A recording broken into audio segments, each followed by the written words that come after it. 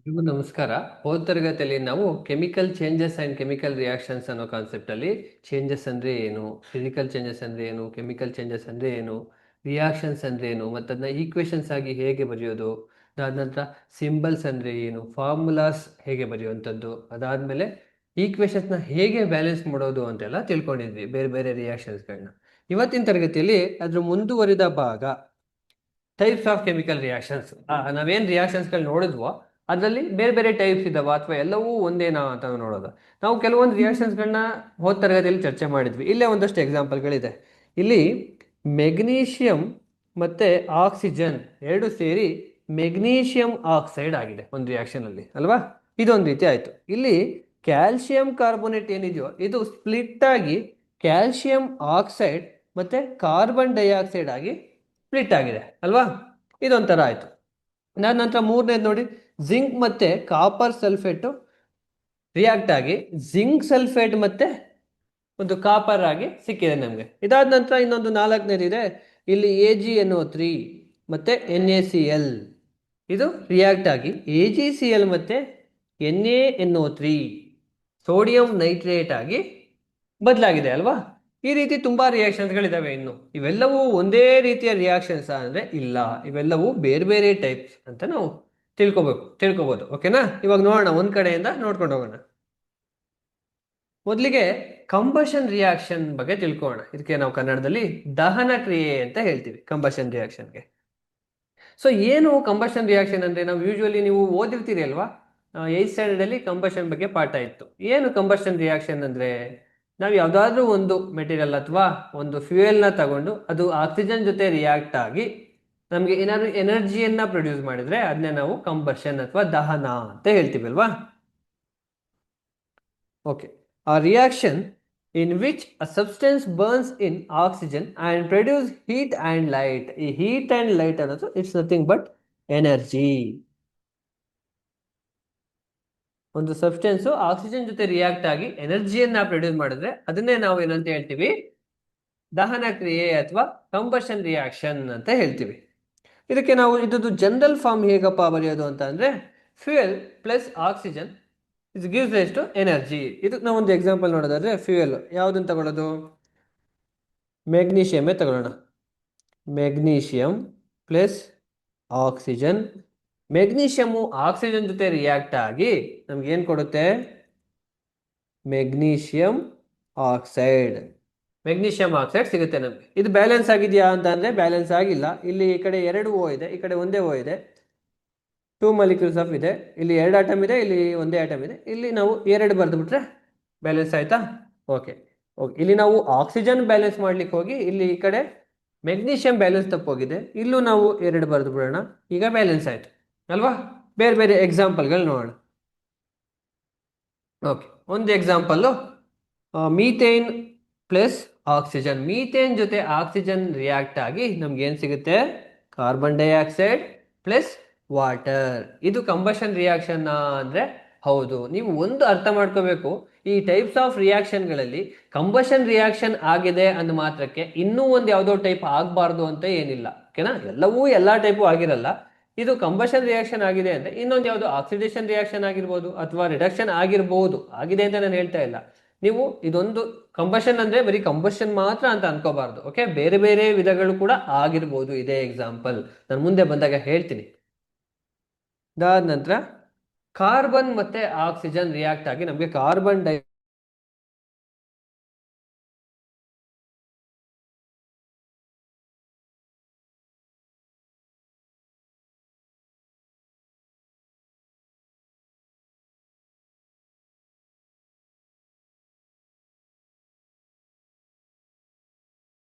ಅಂದ್ರೆ ಹೌದು, ಇದು ಕೂಡ ಕಂಬಷನ್ ರಿಯಾಕ್ಷನ್. ನೆಕ್ಸ್ಟ್ ದಹನ ಕ್ರಿಯೆ. ಓಕೆ, ದೆನ್ ನೆಕ್ಸ್ಟ್ ಟೈಪ್ ಬಗ್ಗೆ ನೋಡೋಣ. Next combination reaction. ಏನು ಕಾಂಬಿನೇಷನ್ ಅಂದ್ರೆ? ಕಾಂಬಿನೇಷನ್ ಅಂದ್ರೆ ಏನು? ಎರಡು ಸೇರುವಂಥದ್ದು ಅಂತ. ಫಸ್ಟ್ ಕಾಂಬಿನೇಷನ್ ರಿಯಾಕ್ಷನ್ ಅಂತ ಏನು ಅಂತ ನೋಡೋಣ. 2 or more substances combined to form a single product. ಎರಡು ಸಬ್ಸ್ಟೆನ್ಸಸ್ ಸೇರಿ ಕಂಬೈಂಡ್ ಆಗಿ ಒಂದು ಸಿಂಗಲ್ ಪ್ರಾಡಕ್ಟ್ ಆದ್ರೆ ಅದನ್ನ ನಾವೇನಂತ ಕರಿತೀವಿ? ಕಾಂಬಿನೇಷನ್ ರಿಯಾಕ್ಷನ್ ಅಂತ ಹೇಳ್ತೀವಿ. ಇದಕ್ಕೆ ನಾವು ಕನ್ನಡದಲ್ಲಿ ಸಂಯೋಗ ಸಂಯೋಗ ಕ್ರಿಯೆ ಅಂತ ಹೇಳ್ತೀವಿ. ಸಂಯೋಗ ಕ್ರಿಯೆ, ಕಾಂಬಿನೇಷನ್ ರಿಯಾಕ್ಷನ್. ಓಕೆ, ಇದ್ರದ್ದು ನಾವು ಜನರಲ್ ಟರ್ಮ್ ನೋಡೋದಾದ್ರೆ A plus B gives rise to A B ಅಂತ ಹೇಳ್ಬೋದು. ಓಕೆ, ಎರಡು ಸಿಂಗಲ್ ಸಬ್ಸ್ಟೆನ್ಸು ಏನಾಗುತ್ತೆ, ಕಂಬೈಂಡ್ ಆಗಿ ಒಂದು ಸಿಂಗಲ್ ಪ್ರಾಡಕ್ಟ್ ಆಗುತ್ತೆ. ಎರಡು ಸಬ್ಸ್ಟೆನ್ಸ್ ಸೇರಿ ಎರಡು ಅಥವಾ ಎರಡಕ್ಕಿಂತ ಹೆಚ್ಚಾದ್ರೂ ಆಗಿರ್ಬೋದು, ಒಂದು ಸಿಂಗಲ್ ಪ್ರಾಡಕ್ಟ್ ಆದ್ರೆ, ಈಗ ಫಾರ್ ಎಕ್ಸಾಂಪಲ್ ನಾವು ನೋಡೋದಾದ್ರೆ ಇಲ್ಲಿ ಹೈಡ್ರೋಜನ್ ಮತ್ತೆ ಆಕ್ಸಿಜನ್ ಅವೆರಡು ಸೇರಿ ಏನಾಗುತ್ತೆ, ವಾಟರ್ ಆಗುತ್ತೆ ಅಲ್ವಾ. ಇದೇ ರೀತಿ ನಾವು ಇನ್ನೊಂದು ಸಿಂಪಲ್ ಎಕ್ಸಾಂಪಲ್ ತಗೋಬೇಕು ಅಂದ್ರೆ ಕಾರ್ಬನ್ ಮತ್ತೆ ಆಕ್ಸಿಜನ್ ಅವೆರಡು ಸೇರಿ ಏನಾಗುತ್ತೆ, ಕಾರ್ಬನ್ ಡೈಆಕ್ಸೈಡ್ ಆಗುತ್ತೆ ಅಲ್ವಾ. ಇದು ಕಾಂಬಿನೇಷನ್ ರಿಯಾಕ್ಷನ್. ಇಲ್ಲಿ ಹೆಸರಲ್ಲೇ ಇದೆ ಕಾಂಬಿನೇಷನ್, ಕಂಬೈನ್ ಆಗುವಂಥದ್ದು. ಓಕೆ, ಇಲ್ಲಿ ನೋಡಿ ಹೈಡ್ರೋಜನ್ ಮತ್ತೆ ಆಕ್ಸಿಜನ್ ಎರಡು ಕಂಬೈನ್ಡ್ ಆಗಿ ಒಟ್ಟಿಗೆ ಸೇರಿ ಏನಾಯ್ತು, ನಮಗೆ ವಾಟರ್ ಸಿಕ್ತು. ಈ ರೀತಿ ಅಂದ್ರೆ ಇಲ್ಲಿ ಇನ್ನೊಂದು ಎಕ್ಸಾಂಪಲ್ ನೋಡೋಣ. ಇಲ್ಲಿ ನೋಡಿ calcium oxide plus water, calcium oxide ಮತ್ತೆ ವಾಟರ್, ಕ್ಯಾಲ್ಸಿಯಂ ಆಕ್ಸೈಡ್ ಮತ್ತೆ ನೀರು ಸೇರಿ ಏನಾಯ್ತು, ಇಲ್ಲಿ ಕ್ಯಾಲ್ಸಿಯಂ ಹೈಡ್ರಾಕ್ಸೈಡ್ ಆಯ್ತು.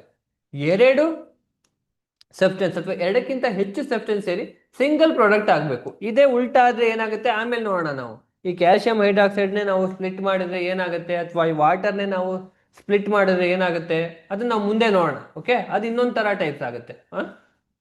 Next magnesium plus oxygen is gives rise to magnesium oxide.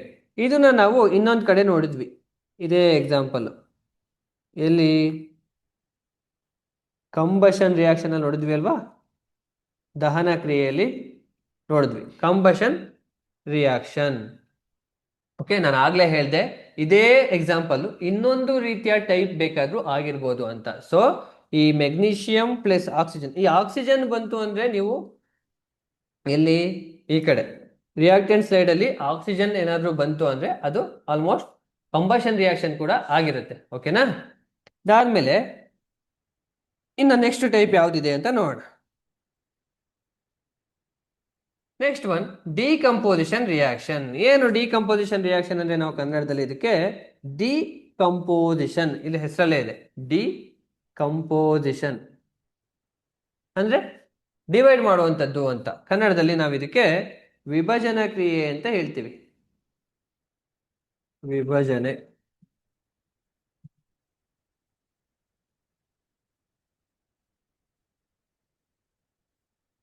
ಸಾರಿ ವಿಭಜನೆ ಕ್ರಿಯೆ.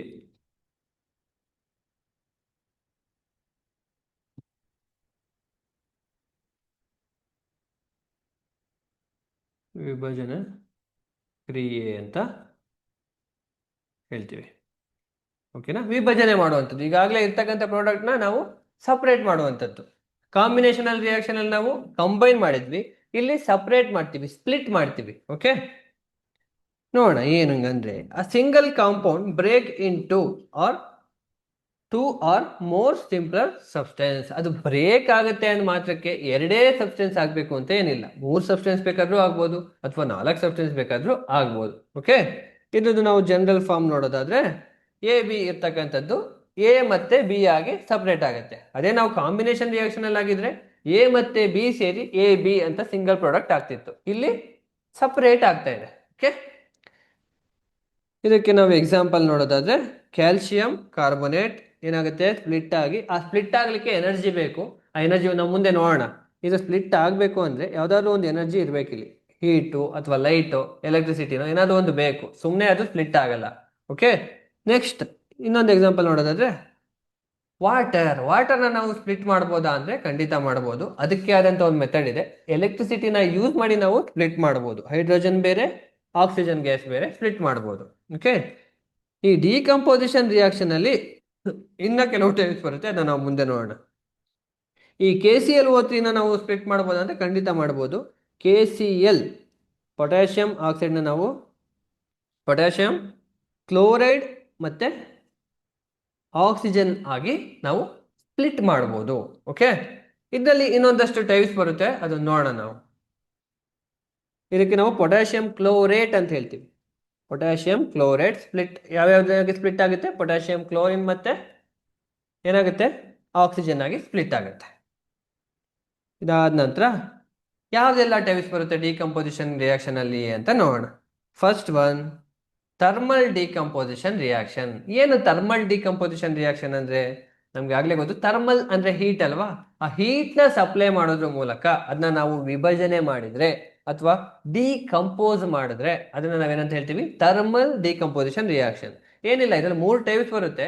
ಯಾವ್ದನ್ನ ಯೂಸ್ ಮಾಡಿಕೊಂಡು ಅದು ವಿಭಜನೆಗೊಳ್ಳುತ್ತೋ ಅದನ್ನ ನಾವು ಆ ಟೈಪ್ ನ ಅದ್ರ ಹೆಸರಿಂದ ಕರಿತೀವಿ. ಇಲ್ಲಿ ಫಾರ್ ಎಕ್ಸಾಂಪಲ್ ನಾವು ಹೀಟ್ ನ ಯೂಸ್ ಮಾಡ್ಕೊಂಡು ಇಲ್ಲಿ ಡಿವೈಡ್ ಮಾಡೋದ್ರಿಂದ ಅಥವಾ ಸ್ಪ್ಲಿಟ್ ಮಾಡೋದ್ರಿಂದ ಥರ್ಮಲ್ ಡಿಕಂಪೋಸಿಷನ್ ಅಂತ ಕರೆದ್ವಿ. ಓಕೆ, ಹಾ, ಈ ಥರ್ಮಲ್ ಡಿಕಂಪೋಸಿಷನ್ ಅಂದೇನು? Decomposition caused by the heat. ಆ ಹೀಟ್ ಮುಖಾಂತರ ಡಿಕಂಪೋಸಿಷನ್ ಆದ್ರೆ ಅದನ್ನ ನಾವು ಥರ್ಮಲ್ ಡಿಕಂಪೋಸಿಷನ್ ರಿಯಾಕ್ಷನ್ ಅಂತ ಹೇಳ್ತೀವಿ.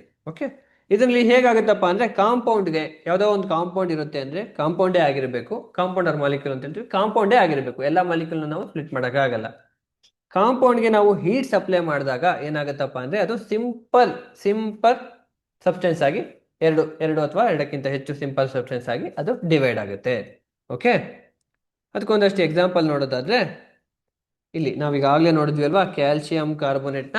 ಕ್ಯಾಲ್ಸಿಯಂ ಕಾರ್ಬೋನೇಟ್ಗೆ ನಾವು ಹೀಟ್ ಸಪ್ಲೈ ಮಾಡಿದ್ರೆ ನಾವು ನೆನ್ನೆ ನೋಡಿದ್ವಿ, ಆ ಹೀಟ್ ಬಗ್ಗೆ ನಾವು ಇಲ್ಲಿ ರಿಯಾಕ್ಷನ್ ಅಲ್ಲಿ ತೋರಿಸ್ತೀವಿ ಅಂದ್ರೆ ನಾವು ಟ್ರಯಾಂಗಲ್ ಸಿಂಬಲ್ ಬರೆದು ತೋರಿಸ್ತೀವಿ ಅಲ್ವಾ. ಕ್ಯಾಲ್ಸಿಯಂ ಕಾರ್ಬೋನೇಟ್ ಸ್ಪ್ಲಿಟ್ ಆದ್ರೆ ಕ್ಯಾಲ್ಸಿಯಂ ಆಕ್ಸೈಡ್ ಮತ್ತೆ ಕಾರ್ಬನ್ ಡೈಆಕ್ಸೈಡ್ ಆಗಿ ಸ್ಪ್ಲಿಟ್ ಆಗುತ್ತೆ. ಇದಾದ ನಂತರ KClO3 ಈಗ ತಾನೇ ನಾವು ನೋಡಿದ್ವಿ ಅಲ್ವಾ, ಇದು ಕೂಡ ಡಿಕಂಪೋಸಿಷನ್ ರಿಯಾಕ್ಷನ್ಗೆ ಎಕ್ಸಾಂಪಲ್. ಇದಾದ ನಂತರ HgO. ಏನ್ HgO ಅಂದ್ರೆ? ಮರ್ಕ್ಯೂರಿಕ್ ಆಕ್ಸೈಡ್ ಅಂತ ಹೇಳ್ತೀವಿ. ಇದು ಸ್ಪ್ಲಿಟ್ ಆಗಿ ಮರ್ಕ್ಯೂರಿ ಮತ್ತೆ ಆಕ್ಸಿಜನ್ ಆಗಿ ಸ್ಪ್ಲಿಟ್ ಆಗುತ್ತೆ. ಓಕೆ, ಇದಿಷ್ಟು ಇದನ್ನ ನಾವು ಹೀಟ್ ಸಪ್ಲೈ ಮಾಡಿದಾಗ ಸ್ಪ್ಲಿಟ್ ಆಗುವಂಥದ್ದು. ಓಕೆ, ಅದಕ್ಕೆ ನಾವಿನ್ನ ಥರ್ಮಲ್ ಡಿಕಂಪೋಸಿಷನ್ ರಿಯಾಕ್ಷನ್ ಅಂತ ಹೇಳ್ತೀವಿ. ಓಕೆ, ಇದಿಷ್ಟು. ಇದಾದ ನಂತರ ನೆಕ್ಸ್ಟ್, ಈ ರಿಯಾಕ್ಷನ್ ಆಗಬೇಕು ಅಂದ್ರೆ ಹೀಟ್ ಬೇಕೇ ಬೇಕು. ಇದಾದ ನಂತರ ಎಲೆಕ್ಟ್ರೋಲಿಟಿಕ್ ಡಿಕಂಪೋಸಿಷನ್ ರಿಯಾಕ್ಷನ್ ನೋಡಿ, ಹೆಸರಲ್ಲೇ ಇದೆ ಎಲೆಕ್ಟ್ರೋಲಿಟಿಕ್, ವಿದ್ಯುತ್ನ ಬಳಸ್ಕೊಂಡು ಆಗ್ತಕ್ಕಂತಹ ವಿಭಜನಾ ಕ್ರಿಯೆ. ಓಕೆ, ಇಲ್ಲಿ ಹೇಗಾಗತ್ತಪ್ಪ ಅಂದ್ರೆ ನಾವು ಇದನ್ನ ಎಕ್ಸ್ಪೆರಿಮೆಂಟ್ ಮಾಡಿ ನೋಡ್ಬೋದು, ನಿಮ್ಮ ಶಾಲೆಯಲ್ಲಿ ಮಾಡಿಸಿರ್ತಾರೆ ಅನ್ಸುತ್ತೆ. ಇದಕ್ಕೆ ಆದಂತಹ ಒಂದಷ್ಟು ಅಪ್ಯಾರಿಟಸ್ ಇರುತ್ತೆ. ಅದಕ್ಕೆ ನಾವು ಒಂದು ಆಸಿಡ್ ಜೊತೆ, ಡೈಲ್ಯೂಟ್ ಆಸಿಡ್ ಜೊತೆ ನೀರನ್ನ ಮಿಕ್ಸ್ ಮಾಡಿ ಅದು ನಾವು ಎಕ್ಸ್ಪೆರಿಮೆಂಟ್ ಮಾಡಿದಾಗ ಅಲ್ಲಿ ಆಕ್ಸಿಜನ್ ಬಬಲ್ ಮತ್ತೆ ಇಲ್ಲಿ ಚಿತ್ರದಲ್ಲಿ ತೋರಿಸ್ತಾ ಇದೀವಲ್ವಾ, ಹೈಡ್ರೋಜನ್ ಬಬಲ್ಸ್ ಹೊರಗಡೆ ಹೋಗೋದು ಮತ್ತೆ ಆಕ್ಸಿಜನ್ ಬಬಲ್ಸ್ ಹೊರಗಡೆ ಹೋಗೋದನ್ನ ನಾವು ನೋಡ್ಬೋದು, ನಾವು ಎಕ್ಸ್ಪೆರಿಮೆಂಟ್ ಮಾಡಿ ನೋಡ್ಬೋದು. ಓಕೆ, ದೆನ್ ಈ ಡಿಕಂಪೋಸಿಷನ್ ರಿಯಾಕ್ಷನ್ ಹೇಗಾಗುತ್ತಪ್ಪ ಅಂದ್ರೆ ಎಲೆಕ್ಟ್ರಿಸಿಟಿ ಬಳಸ್ಕೊಂಡಾಗುತ್ತೆ. ಹೇಗೆ? ಅಲ್ಲಿ ಕಾಂಪೌಂಡ್ ಪ್ಲಸ್ ಹೀಟ್ ಮುಖಾಂತರ ಆಯ್ತು, ಇಲ್ಲಿ ಕಾಂಪೌಂಡ್ ಪ್ಲಸ್ ಎಲೆಕ್ಟ್ರಿಸಿಟಿ ಆದಾಗ ಇಲ್ಲಿ ನಮಗೆ ಬೇರೆ ಬೇರೆ ಪ್ರಾಡಕ್ಟ್ ಸಿಗುತ್ತೆ. ಎಕ್ಸಾಂಪಲ್ಗಳು ನೋಡೋದಾದ್ರೆ ನಾವು ವಾಟರ್ H2Oಗೆ ನಾವು ಆ ರೀತಿ ಆ ಎಕ್ಸ್ಪೆರಿಮೆಂಟ್ ಮಾಡುವಾಗ ಎರಡು ಕಡೆ ಅದನ್ನ ಹಾಕ್ಬಿಟ್ಟು ಎಲೆಕ್ಟ್ರೋಡ್ಸ್ ಎಲ್ಲ ಇರುತ್ತೆ, ಅದನ್ನ ಕನೆಕ್ಟ್ ಮಾಡಿ ನಾವು ಕರೆಂಟ್ನ ಆನ್ ಮಾಡಿದಾಗ ಏನಾಗುತ್ತೆ, ಅಲ್ಲಿ ಬಬಲ್ಸ್ ಪಾಸ್ ಆಗೋದು ಕಾಣಿಸುತ್ತೆ. ಅಲ್ಲಿ ಆ ಬಬಲ್ಸ್ ಪಾಸ್ ಆಗೋದು ಏನಿಲ್ಲ, ಈ ಹೈಡ್ರೋಜನ್ ಮತ್ತೆ ಆಕ್ಸಿಜನ್ ಸಪರೇಟ್ ಆಗಿ ಮೂವ್ ಆಗೋದನ್ನ ನಾವಿಲ್ಲಿ ಅಬ್ಸರ್ವ್ ಮಾಡ್ಬೋದು. ಓಕೆನಾ? ಇದಾದ ನಂತರ NaCl ಕಾಮನ್ ಸಾಲ್ಟ್ ಕೇಳಿರ್ತೀವಲ್ವಾ, ಅದನ್ನ ಸೊಲ್ಯೂಷನ್ ಮಾಡಿ ನಾವು ಈ ರೀತಿ ಎಕ್ಸ್ಪೆರಿಮೆಂಟ್ ಮಾಡಿದಾಗ ಅಲ್ಲೂ ಕೂಡ NaCl ಎನ್ ಎ ಬೇರೆ ಆಗುತ್ತೆ, Cl ಬೇರೆ ಆಗಿ, Cl2 ಬೇರೆ ಆಗಿ, ಸೋಡಿಯಂ ಬೇರೆ ಕ್ಲೋರಿನ್ ಬೇರೆ ಆಗಿ ಹೋಗುತ್ತೆ. ಓಕೆ, ದೆನ್ AgCl ಕೂಡ ಇದಕ್ಕೊಂದು ಎಕ್ಸಾಂಪಲ್, ಸಿಲ್ವರ್ ಕ್ಲೋರೈಡ್ ಅಂತ ಹೇಳ್ತೀವಲ್ವಾ. ಓಕೆ, ಇದಾದ ನಂತರ ಮೂರನೇ ಟೈಪ್, ಇದಕ್ಕೆ ನಮಗೆ ಎಲೆಕ್ಟ್ರಿಸಿಟಿ ಬೇಕೇ ಬೇಕು ಇಲ್ಲ ಆಗಬೇಕು ಅಂದ್ರೆ. ಇದಾದ ನಂತರ ಮೂರನೇದು ಫೋಟೋಲಿಟಿಕ್ ಡಿಕಂಪೋಸಿಷನ್ ರಿಯಾಕ್ಷನ್. ಅಂದ್ರೆ ಫೋಟೋಲಿಟಿಕ್ ಅಂದ್ರೆ ಏನು? ಹೀಟ್ನ ಬಳಸ್ಕೊಂಡು, ಹೀಟ್ ಎನರ್ಜಿಯನ್ನ ಬಳಸ್ಕೊಂಡು ಆಗ್ತಕ್ಕಂತಹ ಡಿಕಂಪೋಸಿಷನ್ ರಿಯಾಕ್ಷನ್ಗೆ ನಾವು ಫೋಟೋಲಿಟಿಕ್ ಡಿಕಂಪೋಸಿಷನ್ ರಿಯಾಕ್ಷನ್ ಅಂತ ಹೇಳ್ತೀವಿ. ಓಕೆ, ಇಲ್ಲಿ ಏನಿಲ್ಲ, ಸೂರ್ಯನ ಬೆಳಕು ಅಥವಾ ಬೇರೆ ಯಾವ್ದಾದ್ರು ಲೈಟ್ ನ ಬಳಸ್ಕೊಂಡು ಡಿಕಂಪೋಸ್ ಆಗುವಂಥದ್ದು. ಇದಕ್ಕೆ ನಾವು ಜನರಲ್ ಆಗಿ ಏನ್ ಹೇಳ್ಬೋದಪ್ಪ ಅಂದ್ರೆ decomposition caused by the sunlight or light. ಬರೀ ಸನ್ಲೈಟ್ ಅಂತ ಏನಾಗಬೇಕು ಅಂತೇನಿಲ್ಲ, ಬೇರೆ ಲೈಟ್ ಬೇರೆ ನಮ್ಮ ಆರ್ಟಿಫಿಷಿಯಲ್ ಲೈಟ್ ಮುಖಾಂತರ ಆದ್ರೂ ಕೂಡ ನಾವು ಅದನ್ನ ಫೋಟೋಲಿಟಿಕ್ ಡಿಕಂಪೋಸಿಷನ್ ರಿಯಾಕ್ಷನ್ ಅಂತ ಹೇಳ್ತೀವಿ. ಅಲ್ಲಿ ನಾವು ಕಾಂಪೌಂಡ್ ಮತ್ತೆ ಎಲೆಕ್ಟ್ರಿಸಿಟಿ ನೋಡಿದ್ವಿ, ಕಾಂಪೌಂಡ್ ಮತ್ತೆ ಹೀಟ್ನ ನೋಡಿದ್ವಿ. ಬಟ್ ಇಲ್ಲಿ ಕಾಂಪೌಂಡ್ ಪ್ಲಸ್ ಲೈಟ್ ಸಿಕ್ಕಿದಾಗ ನಾವು ಲೈಟ್ನ ಇದಕ್ಕೆ ಸಪ್ಲೈ ಮಾಡಿದಾಗ ಏನಾಗುತ್ತೆ, ಪ್ರಾಡಕ್ಟ್ಸು ನಮಗೆ ಸಿಗುತ್ತೆ. ಇದಕ್ಕೆ ನಾವು ಒಂದಷ್ಟು ಎಕ್ಸಾಂಪಲ್ಗಳು ನೋಡೋದಾದ್ರೆ ಎ ಜಿ ಸಿ ಎಲ್ನ ನಾವು ಬಿಸಿಲಲ್ಲಿ ಇಟ್ಟಾಗ ಏನಾಗುತ್ತೆ, ಎ ಜಿ ಮಾತ್ರ ಅಲ್ಲಿ ಉಳ್ಕೊಳ್ಳುತ್ತೆ, ಸಿಲ್ವರ್ ಮಾತ್ರ ಅಲ್ಲಿ ಉಳ್ಕೊಂಡು ಸಿಲ್ವರ್ ಕ್ಲೋರೈಡ್ ನಾವು ಬಿಸಿಲಲ್ಲಿ ಇಟ್ಟಾಗ ಏನಾಗುತ್ತಪ್ಪ ಅಂದರೆ ಸಿಲ್ವರ್ ಮಾತ್ರ ಅಲ್ಲಿ ಉಳ್ಕೊಳ್ಳುತ್ತೆ, ಕ್ಲೋರಿನ್ ಗ್ಯಾಸ್ ಎಲ್ಲ ಏನಾಗುತ್ತೆ, ಎವಾಲ್ವ್ ಆಗುತ್ತೆ, ಹೋಗುತ್ತೆ ಹೊರಗಡೆ. ಆಗ ಸಿಲ್ವರ್ ಇಲ್ಲಿ ಚಿತ್ರದಲ್ಲಿ ತೋರಿಸಿದ್ದಾರೆ ನೋಡಿ, ಇಲ್ಲಿ ಯಾವುದು ಸಿಲ್ವರ್ ಕ್ಲೋರೈಡ್ ಇಟ್ಟಿದ್ದಾರೆ, ಸಿಲ್ವರ್ ಪೌಡರ್ ಮಾತ್ರ ಉಳ್ಕೊಳ್ಳುತ್ತೆ, ಬಾಕಿ ಕ್ಲೋರಿನ್ ಎಲ್ಲ ಹೋಗಿ ಬರೀ ಸಿಲ್ವರ್ ಕ್ಲೋರೈಡ್ ಮಾತ್ರ ಉಳ್ಕೊಳ್ಳುತ್ತೆ ಸೊಲ್ಯೂಷನಲ್ಲಿ. ದೆನ್ ಸಿಲ್ವರ್ ಬ್ರೋಮೈಡ್ ಅಂತ ಒಂದು ಎಕ್ಸಾಂಪಲ್ ಇದೆ, ಇದರಲ್ಲೂ ಕೂಡ ಸೇಮ್ ಅದೇ ರೀತಿ ರಿಯಾಕ್ಷನ್ ಆಗುತ್ತೆ. ಅಂದ್ರೆ ಇದು ಆಗಬೇಕು ಅಂದ್ರೆ ಏನು, ಒಂದು ಎನರ್ಜಿ ಸಿಗಬೇಕು. ಎನರ್ಜಿ ಇಲ್ಲಿ ಯಾವ್ದ್ರ ಮುಖಾಂತರ ಸಿಗ್ತಾ ಇದೆ, ಲೈಟ್ ಮುಖಾಂತರ ಸಿಗ್ತಾ ಇದೆ. ನಾವು ಎ ಜಿ ಸಿ ಎಲ್ಗೆ ಸೂರ್ಯನ ಬೆಳಕು ಅಥವಾ ಲೈಟ್ ಅನ್ನ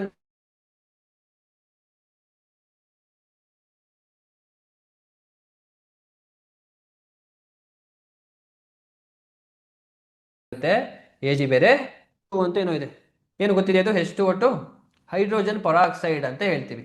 ಈ H2O2ನ ನಾವು ಬಿಸಿಲಲ್ಲಿ ಅಥವಾ ಲೈಟ್ಗೆ ಇಟ್ಟಾಗ ಏನಾಗುತ್ತಪ್ಪ ಅಂದ್ರೆ ವಾಟರ್ ಬೇರೆ ಮತ್ತೆ ಆಕ್ಸಿಜನ್ ಬೇರೆ ಸಪ್ರೇಟ್ ಆಗುತ್ತೆ. ಓಕೆ, ಆಕ್ಸಿಜನ್ ಎಲ್ಲ ಏನಾಗುತ್ತೆ, ಎವಾಲ್ವ್ ಆಗಿ ಹೋಗುತ್ತೆ. ಇದಿಷ್ಟು ಡಿಕಂಪೋಸಿಷನ್ ರಿಯಾಕ್ಷನ್.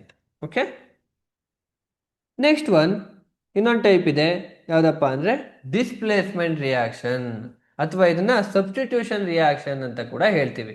ಏನಂತ ಹೇಳ್ತೀವಿ ಇದನ್ನ, ಡಿಸ್ಪ್ಲೇಸ್ಮೆಂಟ್ ಅಥವಾ ಸಬ್ಸ್ಟಿಟ್ಯೂಷನ್ ರಿಯಾಕ್ಷನ್. ಈ ಸಬ್ಸ್ಟಿಟ್ಯೂಷನ್ ಅನ್ನೋ ಪದನ ನಾವು ಎಲ್ಲಿ ಕೇಳಿರ್ತೀವಿ, ಪ್ರೋ ಕಬಡ್ಡಿ ಎಲ್ಲ ನೋಡಿರ್ತೀವಲ್ವಾ, ಪ್ರೋ ಕಬಡ್ಡಿಯಲ್ಲಿ ಇರ್ಬೋದು ಅಥವಾ ಕ್ರಿಕೆಟಲ್ಲಿ ಇರ್ಬೋದು, ಸಬ್ಸ್ಟಿಟ್ಯೂಷನ್ ಅನ್ನೋದನ್ನ ಕೇಳಿರ್ತೀವಿ. ಯೂಶ್ವಲಿ ಯಾವುದಾದ್ರೂ ಪ್ಲೇಯರ್ಸ್ ಒಳಗಡೆ ಬರಬೇಕು, ರೈಡರ್ ಅವಶ್ಯಕತೆ ಇದೆ, ನಮಗೆ ಡಿಫೆಂಡರ್ ಬೇಡ ಅಂದಾಗ ಡಿಫೆಂಡರ್ನ ಹೊರಗಡೆ ಕಳಿಸಿ ಅಂಪೈರ್ ಏನು ಹೇಳ್ತಾರೆ, ಸಬ್ಸ್ಟಿಟ್ಯೂಷನ್ ಅಂತ ಹೇಳ್ಬಿಟ್ಟು ಅವ್ರನ್ನ ಎಕ್ಸ್ಚೇಂಜ್ ಮಾಡ್ತಾರಲ್ವಾ. ಇಲ್ಲೂ ಅದೇ ಡಿಸ್ಪ್ಲೇಸ್ಮೆಂಟ್ ರಿಯಾಕ್ಷನ್ ಅಂದರೆ ಎಕ್ಸ್ಚೇಂಜ್ ಆಗುವಂಥದ್ದು. ಓಕೆ, ನೋಡೋಣ ಏನು ಅಂದ್ರೆ ಅಂತ. ನಾವು ಕನ್ನಡದಲ್ಲಿ ಇದಕ್ಕೆ ಸ್ಥಾನ ಪಲ್ಲಟ ಕ್ರಿಯೆ ಅಂತ ಹೇಳ್ತೀವಿ. ಸ್ಥಾನ ಪಲ್ಲಟ ಆಗುವಂಥದ್ದು ಅಂದ್ರೆ ಚೇಂಜ್ ಆಗುವಂಥದ್ದು. ಹಾ, ಇಲ್ಲಿ ಮೋರ್ ರಿಯಾಕ್ಟಿವ್ ಎಲಿಮೆಂಟ್ ಅಂತ ಇದೆ. ಇಲ್ಲಿ ನಾವು ಅರ್ಥ ಮಾಡ್ಕೋಬೇಕು, ಮೋರ್ ರಿಯಾಕ್ಟಿವ್ ಎಲಿಮೆಂಟ್ ಅಂದ್ರೆ ಬಹಳ ಶಕ್ತಿಶಾಲಿ ಆಗಿರ್ತಕ್ಕಂತಹ element displaces less reactive element. ಯಾರು ಶಕ್ತಿವಂತರ ಅಲ್ವೋ, ಯಾವ ಎಲಿಮೆಂಟ್ ಶಕ್ತಿ ಇರಲ್ವೋ ಅಂತಹ ಎಲಿಮೆಂಟ್ನ ಡಿಸ್ಪ್ಲೇಸ್ ಮಾಡುತ್ತೆ. ಸೊ ಇದಕ್ಕೆ ನಾವು ಡಿಸ್ಪ್ಲೇಸ್ಮೆಂಟ್ ರಿಯಾಕ್ಷನ್ ಅಥವಾ ಸಬ್ಸ್ಟಿಟ್ಯೂಷನ್ ರಿಯಾಕ್ಷನ್ ಅಂತ ಹೇಳ್ತೀವಿ. ಅದಾದ ನಂತರ ಒಂದು ಹೊಸ ಕಾಂಪೌಂಡ್ ಮತ್ತೆ ಇನ್ನೊಂದು ನಮ್ಗೆ ಏನು ಸಿಗುತ್ತೆ, ಎಲಿಮೆಂಟ್ ಸಿಗುತ್ತೆ. ಇಲ್ಲೇ ಒಂದು ಎಕ್ಸಾಂಪಲ್ ಇದೆ, ನೋಡ್ಬೋದು. Iron plus copper sulphate. Iron ಮತ್ತೆ ಕಾಪರ್ ಸಲ್ಫೇಟ್ ನಾವು ರಿಯಾಕ್ಟ್ ಮಾಡಿದಾಗ ಏನಾಗುತ್ತಪ್ಪ ಅಂದ್ರೆ, ಕಾಪರ್ ಸಲ್ಫೇಟ್ ಸೊಲ್ಯೂಷನ್ಗೆ ಒಂದು ಐರನ್ ಮೊಳೆನ ಹಾಕ್ದಾಗ copper sulphate solution usually blue ಇರುತ್ತೆ, ಅದರೊಳಗಡೆ ನಾವು ಒಂದು ಐರನ್ ಮೊಳೆ ಹಾಕ್ದಾಗ ಏನಾಗುತ್ತಪ್ಪ ಅಂದ್ರೆ ರೆಡ್ಡಿಶ್ ಬ್ರೌನ್ ಕಾಪರ್ ಎಲ್ಲ ಏನಾಗುತ್ತೆ, ಹೋಗಿ ಐರನ್ ಮೇಲೆ ಸೆಟಲ್ ಆಗುತ್ತೆ. ಬಟ್ ಕೊನೆಗೆ ನಮಗೆ ಸೊಲ್ಯೂಷನ್ ಉಳ್ಕೊಳುತ್ತಲ್ವಾ, ಅದು ಫೆರಸ್ ಸಲ್ಫೇಟ್ ಸೊಲ್ಯೂಷನ್ ಆಗಿ ಕನ್ವರ್ಟ್ ಆಗುತ್ತೆ. ಇಲ್ಲಿ ನಾವು ಅಬ್ಸರ್ವ್ ಮಾಡ್ಬೋದು, ಈ ಐರನ್ ಏನಾಗಿದೆ, ಕಾಪರ್ನ ಡಿಸ್ಪ್ಲೇಸ್ ಮಾಡಿದೆ. ಇಲ್ಲಿ ನೋಡಿ, ಈ ಐರನ್ ಇದ್ದಿದ್ದು, ಈ ಗ್ರೇ ಕಲರ್ ಐರನ್ ಇತ್ತಲ್ವ, ಇದು ಕಾಪರ್ನ ಡಿಸ್ಪ್ಲೇಸ್ ಮಾಡಿ ಆ ಜಾಗವನ್ನ ಇದು ಆಕ್ಯುಪೈ ಮಾಡ್ಕೊತು. ಆ ಕಾಪರ್ ಎಲ್ಲ ಏನಾಯ್ತು, ಕಾಪರ್ ಎಲ್ಲ ಬಂದು ಆ ಐರನ್ ಮೊಳೆ ಮೇಲೆ ಇತ್ತಲ್ವಾ.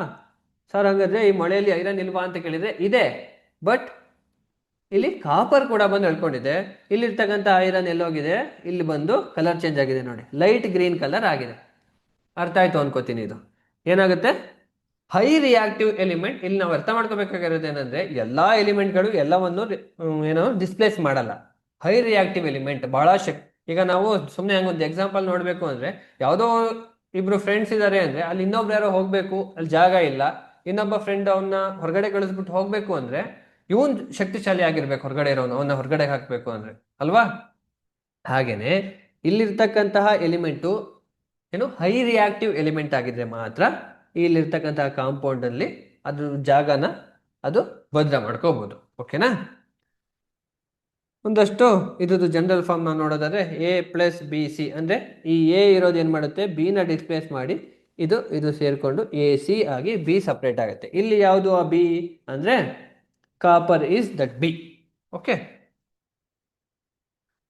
ಇನ್ನೊಂದಷ್ಟು ಎಕ್ಸಾಂಪಲ್ಗಳು ನೋಡೋದಾದ್ರೆ, ಎಕ್ಸಾಂಪಲ್ಗೆ ಹೋಗೋದಕ್ಕಿಂತ ಮುಂಚೆ ನಾವು ರಿಯಾಕ್ಟಿವಿಟಿ ಸೀರೀಸ್ ಆಫ್ ಮೆಟಲ್ ನೋಡೋಣ. ಇಲ್ಲಿ ಇದಾವೆ ಅಲ್ವಾ, 1 2 3 4 5 6 7 8 9 10 11 12 13 14 ಇಲ್ಲಿ ಮೋರ್ ರಿಯಾಕ್ಟಿವ್ ಎಲಿಮೆಂಟ್ ಇಂದ ಇದು ತುಂಬಾ ಮೋರ್ ರಿಯಾಕ್ಟಿವ್ ಎಲಿಮೆಂಟ್ ಮೇಲ್ಗಡೆ ಇರೋದು. ನಾವು ಗ್ರಾಜುವಲಿ ಕಡಿಮೆ ಕಡಿಮೆ ಕಡಿಮೆ ಆಯ್ತಾ ಆಯ್ತಾ ಆಯ್ತಾ ಪ್ಲಾಟಿನಮ್ ಅಲ್ಲಿ ಬಂದು ತುಂಬಾ ಕಡಿಮೆ ರಿಯಾಕ್ಟಿವ್ ಎಲಿಮೆಂಟ್. ಪ್ಲಾಟಿನಮ್, ಗೋಲ್ಡ್ ಇರ್ಬೋದು, ಪ್ಲಾಟಿನಮ್ ಇರ್ಬೋದು, ಇವೆಲ್ಲವೂ ಕೂಡ ಕಡಿಮೆ ರಿಯಾಕ್ಟಿವ್ ಎಲಿಮೆಂಟ್. ಇದು ಪೊಟ್ಯಾಷಿಯಂ ಇರ್ಬೋದು, ಸೋಡಿಯಂ ಇರ್ಬೋದು, ಕ್ಯಾಲ್ಸಿಯಂ, ಮೆಗ್ನೀಷಿಯಂ, ಇವೆಲ್ಲವೂ ಕೂಡ ಹೈ ರಿಯಾಕ್ಟಿವ್ ಎಲಿಮೆಂಟ್. ಈ high reactive element low reactive element ನ ಡಿಸ್ಪ್ಲೇಸ್ ಮಾಡಬಹುದೇ ಹೊರತು ಈ ಪ್ಲಾಟಿನಂ ಹೋಗಿ ಪೊಟ್ಯಾಷಿಯಂನ ಡಿಸ್ಪ್ಲೇಸ್ ಮಾಡಲಿಕ್ಕೆ ಆಗೋದಿಲ್ಲ. ಓಕೆ, ಇಲ್ಲಿ ಒಂದಷ್ಟು ಎಕ್ಸಾಂಪಲ್ಗಳಿದಾವೆ, ಈ ಎಕ್ಸಾಂಪಲ್ಗಳು ನೋಡೋಣ. ಇಲ್ಲಿ ಜಿಂಕ್ ಇದೆ ಅಲ್ವಾ, ಈ ಜಿಂಕು ಕಾಪರ್ ಸಲ್ಫೇಟ್ ಜೊತೆ ರಿಯಾಕ್ಟ್ ಆಗಿ ಏನಾಗ್ತಾ ಇದೆ, ಜಿಂಕ್ ಸಲ್ಫೇಟ್ ಆಗಿ ಈ ಕಾಪರ್ನ ಸಪ್ರೇಟ್ ಮಾಡಿದೆ, ಡಿಸ್ಪ್ಲೇಸ್ ಆಗಿದೆ ಕಾಪರ್ ಅಲ್ವಾ. ಇಲ್ಲಿ ನೀವು ಅಬ್ಸರ್ವ್ ಮಾಡ್ಬೋದು, ಇಲ್ಲಿ ಜಿಂಕ್ ಹೈ ರಿಯಾಕ್ಟಿವ್ ಎಲಿಮೆಂಟಾ ಅಥವಾ ಕಾಪರ್ ಹೈ ರಿಯಾಕ್ಟಿವ್ ಎಲಿಮೆಂಟಾ ಅಂತ ನೋಡೋದಾದ್ರೆ ಇಲ್ಲಿ ನೋಡಿ, ಜಿಂಕ್ ಮೇಲಿದೆ, ಕಾಪರ್ ಕೆಳಗಡೆ ಇದೆ, ಅಂದ್ರೆ ಜಿಂಕ್ ಹೈ ರಿಯಾಕ್ಟಿವ್ ಎಲಿಮೆಂಟ್ ಕಾಪರ್ಗಿಂತ ಅಲ್ವಾ. ಇದನ್ನೇ ನಾವು ಉಲ್ಟಾ ಕೊಟ್ಟಿದ್ರೆ, for example copper plus zinc sulphate, copper plus zinc sulphate gives rise to ಏನು ಸಿಗುತ್ತೆಪ್ಪ ಅಂತ ನಾವು ನೋಡೋದಾದ್ರೆ ನಿಮಗೆ ಅನ್ನಿಸ್ಬೋದು, ಇಲ್ಲಿ ಏನಾಗುತ್ತೆ, ಕಾಪರ್ ಸಲ್ಫೇಟ್ ಮತ್ತೆ ಜಿಂಕ್ ಸಪ್ರೇಟ್ ಆಗುತ್ತೆ ಅಂತ ಅನ್ನಿಸ್ಬೋದು ಕೆಲವ್ರಿಗೆ. ಬಟ್ ಅದಂಗ ಆಗಲ್ಲ. ಯಾಕೆ ಅಂದ್ರೆ ಕಾಪರ್ ಜಿಂಕ್ ನ ಡಿಸ್ಪ್ಲೇಸ್ ಮಾಡ್ಲಿಕ್ಕೆ ಸಾಧ್ಯ ಇಲ್ಲ. ಯಾಕೆ ಅಂದ್ರೆ ಕಾಪರ್ ನೋಡಿ ಎಲ್ಲಿದೆ, ಕೆಳಗಡೆ ಇದೆ ಅಲ್ವಾ, ಇದಕ್ಕೆ ಶಕ್ತಿ ಕಡಿಮೆ. ಯಾವಾಗ ಜಿಂಕ್ಗೆ ಹೋಲಿಸಿದಾಗ ಈ ಕಾಪರ್ಗೆ ರಿಯಾಕ್ಟ್ ಮಾಡುವಂತಹ ಶಕ್ತಿ ಕಡಿಮೆ, ಹಾಗಾಗಿ ಈ ಕಾಪರ್ ಜಿಂಕ್ ನ ರೀಪ್ಲೇಸ್ ಮಾಡೋದಿಲ್ಲ. ಓಕೆನಾ, ಈ ರೀತಿ ಬಂದಾಗ ನೋ ರಿಯಾಕ್ಷನ್, ಯಾವುದೇ ರೀತಿ ರಿಯಾಕ್ಷನ್ ಆಗೋದಿಲ್ಲ, ಯಾವುದೇ ರೀತಿ ಕ್ರಿಯೆ ಇಲ್ಲಿ ಆಗೋದಿಲ್ಲ. ಆಯ್ತಾ, ಇಲ್ಲಿ ಐರನ್ ಮತ್ತೆ ಕಾಪರ್ ಸಲ್ಫೇಟ್ ಇದೆ ಅಲ್ವಾ, ಈ ಐರನ್ ಮತ್ತೆ ಕಾಪರ್ ಸಲ್ಫೇಟ್ ರಿಯಾಕ್ಟ್ ಆಗುತ್ತಾ ಅಂದ್ರೆ ಆಗುತ್ತೆ. ಯಾಕೆ ಅಂದ್ರೆ ಇಲ್ಲಿ ಐರನ್ ಎಲ್ಲಿದೆ ನೋಡಿ, ಎಫ್ ಇ ಮೇಲ್ಗಡೆ ಇದೆ, ಇಲ್ಲಿ ಕಾಪರ್ ಕೆಳಗಡೆ ಇದೆ ಅಲ್ವಾ, ಇದು ಹೈ ರಿಯಾಕ್ಟಿವ್. ಯಾವುದು ಕಂಪೇರ್ ಮಾಡಿದಾಗ, ಕಾಪರ್ ಕಂಪೇರ್ ಮಾಡಿದಾಗ. ಅದೇ ಜಿಂಕ್ಗೂ ಮತ್ತೆ ಐರನ್ಗೆ ಕಂಪೇರ್ ಮಾಡಿದಾಗ ಯಾವುದು ಅಂದ್ರೆ zinc high reactive. Zinc iron ನ ಡಿಸ್ಪ್ಲೇಸ್ ಮಾಡುವಂತಹ ಕೆಪಾಸಿಟಿ ಜಿಂಕ್ಗೆ ಇರುತ್ತೆ. ಓಕೆ, ಅದಾದ್ಮೇಲೆ ಕಾಪರ್ ಮತ್ತೆ ಸಿಲ್ವರ್ ನೈಟ್ರೇಟ್ ನ ನಾವು ತಗೊಳ್ಳೋದಾದ್ರೆ ಏನಾಗುತ್ತೆ, ಈ ಸಿಲ್ವರ್ನ ಕಾಪರ್ ಡಿಸ್ಪ್ಲೇಸ್ ಮಾಡುತ್ತೆ. ಯಾಕೆಂದ್ರೆ ಕಾಪರ್ ಎಲ್ಲಿದೆ ನೋಡಿ, ನಾವು ಕಾಪರ್ನ ಜಿಂಕ್ ಮತ್ತೆ ಐರನ್ಗೆ ಕಂಪೇರ್ ಮಾಡಿದಾಗ ಕಾಪರ್ ಶಕ್ತಿ ಕಡಿಮೆ ಅಂತ ಹೇಳಿದೆ ನಾನು ರಿಯಾಕ್ಟಿವಿಟಿಲಿ. ಬಟ್ ಯಾವಾಗ ನಾವು ಸಿಲ್ವರ್ಗೆ ಕಂಪೇರ್ ಮಾಡ್ತೀವೋ, ಈ ಸಿಲ್ವರ್ಗೆ ಕಂಪೇರ್ ಮಾಡಿದಾಗ ಕಾಪರ್ಗೆ ಹೆಚ್ಚು ಶಕ್ತಿ ಇದೆ. ಬಟ್ ಈ ಕಾಪರ್ ಐರನ್ನ ಮತ್ತೆ ಜಿಂಕ್ನ ಡಿಸ್ಪ್ಲೇಸ್ ಮಾಡಲಿಕ್ಕೆ ಆಗಲ್ಲ. ಯಾಕೆಂದ್ರೆ ಐರನ್ ಮತ್ತೆ ಈ ಜಿಂಕ್ ಎಲ್ಲ ಕಾಪರ್ಗಿಂತ ಜಾಸ್ತಿ ಶಕ್ತಿ ಇದೆ. ಬಟ್ ಇದಕ್ಕಿಂತಲೂ ಕಡಿಮೆ ಶಕ್ತಿ, ಕಾಪರ್ಗಿಂತಲೂ ಕಡಿಮೆ ಶಕ್ತಿ ಇರೋದು ಯಾವುದಕ್ಕೆ, ಸಿಲ್ವರ್ಗೆ. ಹಾಗಾಗಿ ಸಿಲ್ವರ್ನ ಈ ಕಾಪರು ರೀಪ್ಲೇಸ್ ನ ಮಾಡಿ ಇದು ರಿಯಾಕ್ಷನ್ ಆಗತ್ತೆ. ಓಕೆನಾ, ಇದ್ರ ಜೊತೆ ರಿಯಾಕ್ಟ್ ಆದಾಗ ಕಾಪರ್ ನೈಟ್ರೇಟ್ ಮತ್ತೆ ನಮಗೆ ಸಿಲ್ವರ್ ಸಪ್ರೇಟ್ ಆಗಿ ಸಿಗುತ್ತೆ. ಇದಿಷ್ಟು ಯಾವುದು, ಡಿಸ್ಪ್ಲೇಸ್ಮೆಂಟ್ ರಿಯಾಕ್ಷನ್. ಈ ರಿಯಾಕ್ಟಿವಿಟಿ ಸೀರೀಸ್ ಇದೆಯಲ್ಲ, ಇದನ್ನ ನಾವು ಕಲ್ತ್ಕೋಬೇಕು. ಈ ರಿಯಾಕ್ಟಿವಿಟಿ ಸೀರೀಸ್ ನ ಕಲ್ತ್ಕೊಂಡ್ರೆ ಮಾತ್ರ ನಾವು ಈ ರೀತಿ ರಿಯಾಕ್ಷನ್ಗಳನ್ನ ಬರೀಲಿಕ್ಕೆ ಸಾಧ್ಯ. Next double displacement reaction. ನಾವಲ್ಲಿ ಡಿಸ್ಪ್ಲೇಸ್ಮೆಂಟ್ ರಿಯಾಕ್ಷನ್ ನೋಡಿದ್ವಿ, ಸ್ಥಾನ ಪಲ್ಲಟ ನೋಡಿದ್ವಿ. ಇಲ್ಲಿ ದ್ವಿಸ್ಥಾನ ಪಲ್ಲಟ, ಡಬಲ್ ಡಿಸ್ಪ್ಲೇಸ್ಮೆಂಟ್, ಎರಡು ಸ್ಥಾನ ಪಲ್ಲಟ ಆಗುತ್ತೆ, ಎರಡು ಡಬಲ್ ಡಿಸ್ಪ್ಲೇಸ್ಮೆಂಟ್ ಅಲ್ವಾ. ಈ ಡಿಸ್ಪ್ಲೇಸ್ಮೆಂಟ್ ಏನಿದೆಯೋ ಇದನ್ನು ನೋಡೋಣ.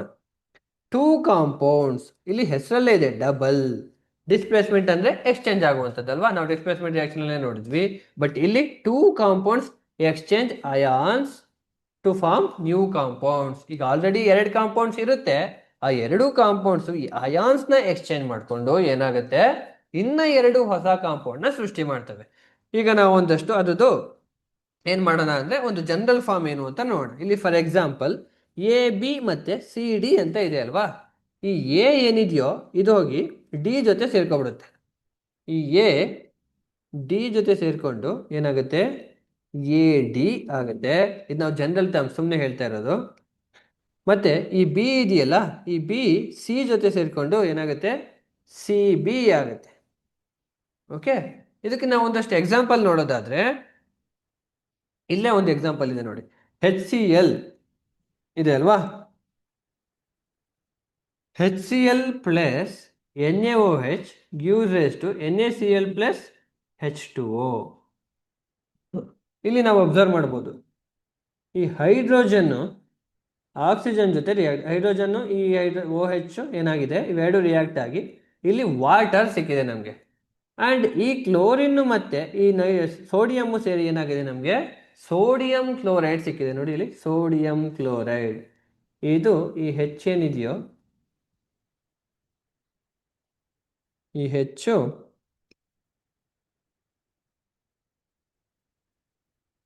ಈ ಹೆಚ್ಚು ಜೊತೆ ಮತ್ತೆ ಓ ಜೊತೆ ಸೇರಿಕೊಂಡು ನಮಗೆ ವಾಟರ್ ಸಿಕ್ತು ಅಲ್ವಾ. ಈ ಸಿ ಎಲ್ ಇದೆಯಲ್ವಾ, ಈ ಸಿ ಎಲ್ಲು ಎನ್ ಎ ಜೊತೆ ಸೇರಿಕೊಂಡು ಏನಾಯಿತು ನಮಗೆ NaCl ಸಿಕ್ತು. ಈ ರೀತಿ ಎರಡು ಅಯಾನ್ಸ್ಗಳು ಎಕ್ಸ್ಚೇಂಜ್ ಆದಾಗ ನಾವು ಅದನ್ನ ಡಬಲ್ ಡಿಸ್ಪ್ಲೇಸ್ಮೆಂಟ್ ಅಂತ ಹೇಳ್ತೀವಿ. ಇದರಲ್ಲಿ ಮತ್ತೆ ಪ್ರೆಸಿಪಿಟೇಟ್ ರಿಯಾಕ್ಷನ್ ಮತ್ತೆ ನ್ಯೂಟ್ರಲೈಸೇಷನ್ ರಿಯಾಕ್ಷನ್ ಅಂತ ಬರುತ್ತೆ. ಪ್ರೆಸಿಪಿಟೇಷನ್ ರಿಯಾಕ್ಷನ್ ಅಂದ್ರೆ ಏನಂದ್ರೆ ಕೆಳಗಡೆ ನಾವು ನಿನ್ನೆ ಮಾತಾಡಿದ್ವಿ, ಆರೋ ಮಾರ್ಕ್ ಕೆಳಗಡೆ ತೋರಿಸಿದ್ರೆ ಇಲ್ಲಿ ಯಾವುದೋ ಒಂದು ರಿಯಾಕ್ಷನ್ಗೆ ನಾವು ಆರೋ ಮಾರ್ಕ್ ಕೆಳಗಡೆ ತೋರಿಸಿದ್ರೆ ಅದು ಪ್ರೆಸಿಪಿಟೇಟ್ ರಿಯಾಕ್ಷನ್ ಆಗುತ್ತೆ. ಆ್ಯಂಡ್ ಇನ್ನೊಂದು ಯಾವ್ದು ಹೇಳಿದೆ ನಾನು, ನ್ಯೂಟ್ರಲೈಸೇಷನ್ ರಿಯಾಕ್ಷನ್. ಆ್ಯಕ್ಚುಲಿ ಇದು ನ್ಯೂಟ್ರಲೈಸೇಷನ್ ರಿಯಾಕ್ಷನ್, ಒಂದು ಆ್ಯಸಿಡ್ ಒಂದು ಬೇಸ್ ಸೇರಿ ಏನಾಗಿದೆ ಒಂದು ಸಾಲ್ಟ್ ಆಗಿದೆ. ಇದು ನ್ಯೂಟ್ರಲೈಸೇಷನ್ ರಿಯಾಕ್ಷನ್ಗೆ ಎಕ್ಸಾಂಪಲ್. ಓಕೆ, ನೆಕ್ಸ್ಟ್ ಇನ್ನೊಂದು ಎಕ್ಸಾಂಪಲ್ ನೋಡೋಣ.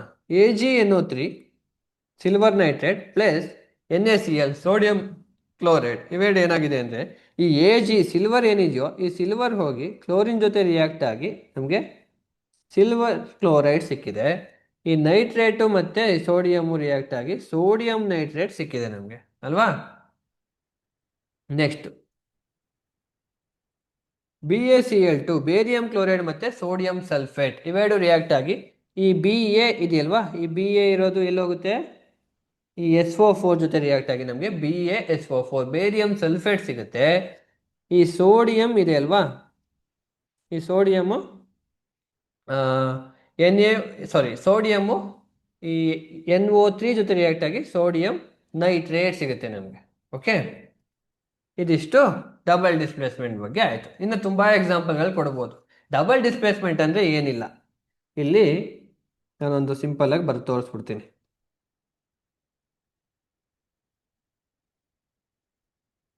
ಇಬ್ರು ಫ್ರೆಂಡ್ಸ್ ಇದ್ದಾರೆ ಅಂತ ಅನ್ಕೊಳ್ಳಿ. ಇಬ್ರು ಫ್ರೆಂಡ್ಸ್ ಇದ್ದಾರೆ ಮತ್ತೆ ಇಲ್ಲಿಬ್ರು ಫ್ರೆಂಡ್ಸ್ ಇದ್ದಾರೆ.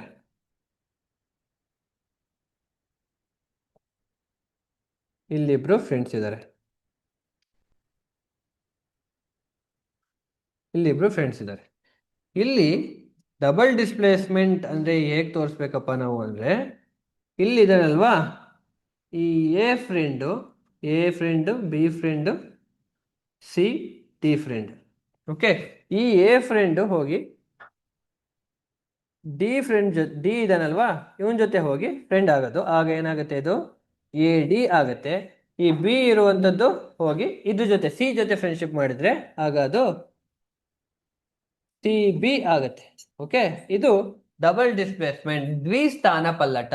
ಎರಡು ಸ್ಥಾನಗಳು ಪಲ್ಲಟ ಆಯ್ತು, ಚೇಂಜ್ ಆಯ್ತು. ಓಕೆನಾ. ನೆಕ್ಸ್ಟ್ ನೋಡೋದಾದ್ರೆ ಇನ್ನೊಂದು ಎಕ್ಸಾಂಪಲ್ ಇದೆ, ಬೇರಿಯಂ ಕ್ಲೋರೈಡ್ ಮತ್ತೆ ಸೋಡಿಯಂ ಸಲ್ಫೇಟು ಬೇರಿಯಂ ಸಲ್ಫೇಟ್ ಮತ್ತೆ ಸೋಡಿಯಂ ಕ್ಲೋರೈಡ್ ಆಗಿ ಚೇಂಜ್ ಆಗುತ್ತೆ. ಇದಾದ ನಂತರ ಎಕ್ಸೋಥರ್ಮಿಕ್ ರಿಯಾಕ್ಷನ್. ಏನು ಎಕ್ಸೋಥರ್ಮಿಕ್ ರಿಯಾಕ್ಷನ್ ಅಂದ್ರೆ ಕನ್ನಡದಲ್ಲಿ ಇದಕ್ಕೆ ನಾವು ಬಹಿರುಷ್ಣಕ ಅಂತ ಹೇಳ್ತೀವಿ. ಬಹಿರುಷ್ಣಕ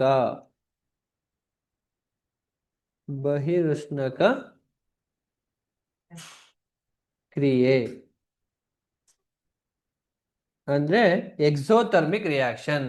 ಇದನ್ನ ಎಕ್ಸೋಥರ್ಮಿಕ್ ಮತ್ತೆ ಎಂಡೋಥರ್ಮಿಕ್ ಅಂತ ಬರುತ್ತೆ. ಹೇಗೆ ನೆನ್ಪಿಟ್ಕೋಬೇಕು ಅಂತ ನಾನು ಹೇಳ್ತೀನಿ.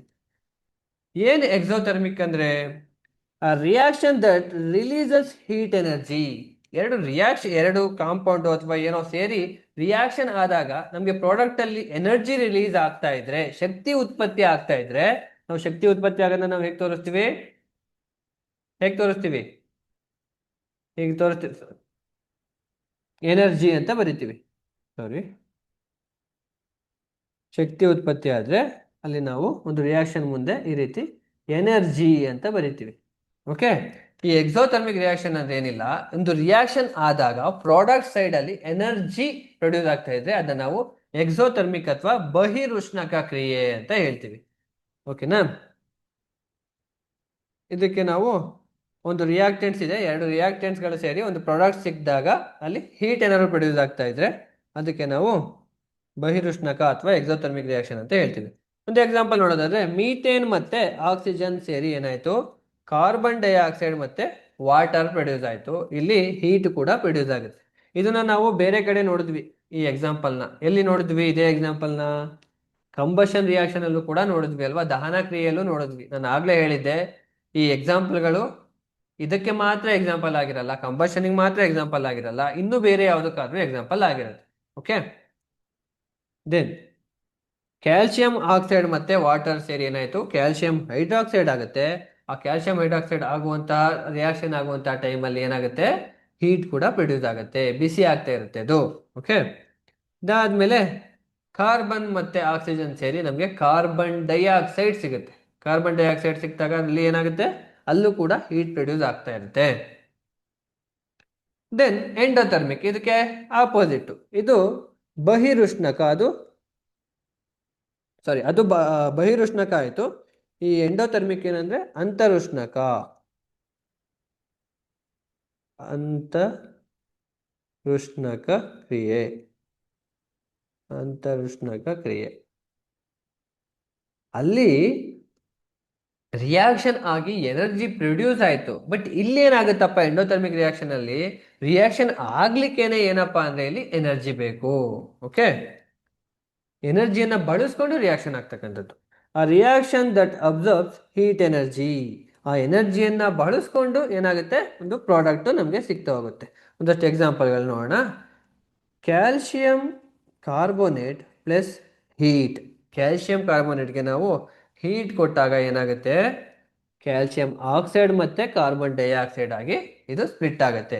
ಇದೇ ರಿಯಾಕ್ಷನ್ನ ನಾವು ಬೇರೆ ಕಡೆ ನೋಡಿದ್ವಿ ಎಕ್ಸಾಂಪಲ್ ಆಗಿ. ಎಲ್ಲಿ ಎಲ್ಲಿ ಇದೇ ರಿಯಾಕ್ಷನ್ ನಾವು ಎಲ್ಲಿ ಎಕ್ಸಾಂಪಲ್ ಆಗಿ ನೋಡಿದ್ವಿ? ಡಿಕಂಪೋಸಿಷನ್ ರಿಯಾಕ್ಷನ್ ಅಂತ ನೋಡಿದ್ವಿ ಅಲ್ವಾ, ಡಿಕಂಪೋಸಿಷನ್ ರಿಯಾಕ್ಷನ್. ಡಿಕಂಪೋಸಿಷನ್ ರಿಯಾಕ್ಷನ್ಗೂ ಎಕ್ಸಾಂಪಲ್ ಆಗಿತ್ತಲ್ವ ಇದು. ಸೊ ಎಂಡೋಥರ್ಮಿಕ್ ರಿಯಾಕ್ಷನ್ಗೂ ಎಕ್ಸಾಂಪಲ್ ಆಗುತ್ತೆ. ಎಲ್ಲೆಲ್ಲಿ ಅದು ಎನರ್ಜಿಯನ್ನ ಬಳಸ್ಕೊಳ್ಳುತ್ತೋ, ಎನರ್ಜಿಯನ್ನ ಬಳಸ್ಕೊಂಡ್ರೆ ಅದೇನಾಗುತ್ತೆ, ಎಂಡೋಥರ್ಮಿಕ್ ರಿಯಾಕ್ಷನ್ ಆಗುತ್ತೆ. ಇದಾದ ನಂತರ ಇದನ್ನು ನಾವು ನೋಡಿದ್ವಿ, ಈ KClO3ಗೆ ನಾವು ಹೀಟ್ ಸಪ್ಲೈ ಮಾಡಿದಾಗ ಏನಾಗುತ್ತೆ, KCl ಮತ್ತೆ ಆಕ್ಸಿಜನ್ ಆಗಿ ಸಪ್ರೇಟ್ ಆಗುತ್ತೆ ಅಂತ ಹೇಳಿದ್ವಿ. ಈ ಫೋಟೋಸಿಂಥಸಿಸ್ ರಿಯಾಕ್ಷನ್ನು ಕೂಡ ಏನಾಗುತ್ತೆ, ಎಂಡೋಥರ್ಮಿಕ್ ರಿಯಾಕ್ಷನ್ಗೆ ಎಕ್ಸಾಂಪಲ್. ಈ ಫೋಟೋಸಿಂಥೆಟಿಕ್ ರಿಯಾಕ್ಷನ್ ಎಂಡೋಥರ್ಮಿಕ್ಗೆ ಎಕ್ಸಾಂಪಲ್ ಆಗಬೇಕು ಅಂದ್ರೆ ನಮಗೆ ರಿಯಾಕ್ಷನ್ ಗೊತ್ತಿರಬೇಕಲ್ವಾ. ಈ ರಿಯಾಕ್ಷನ್ ಏನು ಬರುತ್ತೆ ಅನ್ನೋದನ್ನ ನೀವು ಬರೀರಿ, ಇದು ಹೋಮ್ವರ್ಕ್. ಫಸ್ಟ್ ರಿಯಾಕ್ಷನ್ ಏನು ಬರುತ್ತೆ ಅನ್ನೋದನ್ನ ನೋಡಿ, ಆ ರಿಯಾಕ್ಷನ್ ಅಲ್ಲಿ ಹೀಟ್ ಏನಾದ್ರೂ ಅದು ತಗೋತಾ ಇದೆಯಾ ಅಥವಾ ಲೈಟ್ ತಗೋತಾ ಇದೆಯಾ, ಯಾವ್ದಾದ್ರು ಎನರ್ಜಿಯನ್ನ ಅದು ತಗೋತಾ ಇದೆಯಾ ಅಂತ ನೋಡ್ಬಿಟ್ಟು ಇದು ಆಗುತ್ತಾ ಇಲ್ವಾ ಅಂತ ನನಗೆ ಹೇಳಿ. Photosynthesis reaction. Okay, then oxidation reaction. Oxidation ಮತ್ತೆ ರಿಡಕ್ಷನ್ ರಿಯಾಕ್ಷನ್ ಅಂತ ಬರುತ್ತೆ. ಇದಕ್ಕೆ ನಾವು ಕನ್ನಡದಲ್ಲಿ ಉತ್ಕರ್ಷಣ ಅಂತ ಹೇಳ್ತೀವಿ. ಉತ್ಕರ್ಷಣ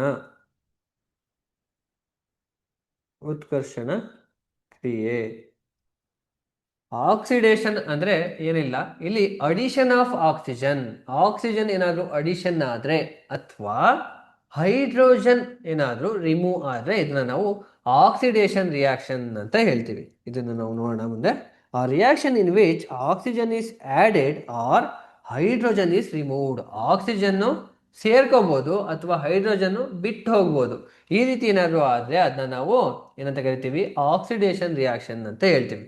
ಸಾಮಾನ್ಯವಾಗಿ ಈ ಆಕ್ಸಿಡೇಷನ್ ರಿಯಾಕ್ಷನ್ ಆಗುತ್ತಲ್ವಾ, ನಾವು ಕಂಬಷನ್ ರಿಯಾಕ್ಷನ್ ನೋಡಿದ್ವಿ ಅಲ್ವಾ. ಕಂಬಷನ್ ರಿಯಾಕ್ಷನ್ ಅಲ್ಲಿ ನಮಗೆ ಆಕ್ಸಿಜನ್ ಇರಲೇಬೇಕು ಅಲ್ವಾ. ಸಾಮಾನ್ಯವಾಗಿ ಕಂಬಷನ್ ರಿಯಾಕ್ಷನ್ ಎಲ್ಲವೂ ಕೂಡ ಸಾಮಾನ್ಯವಾಗಿ ಹೆಚ್ಚಿನದಾಗಿ ಏನಾಗಿರುತ್ತೆ,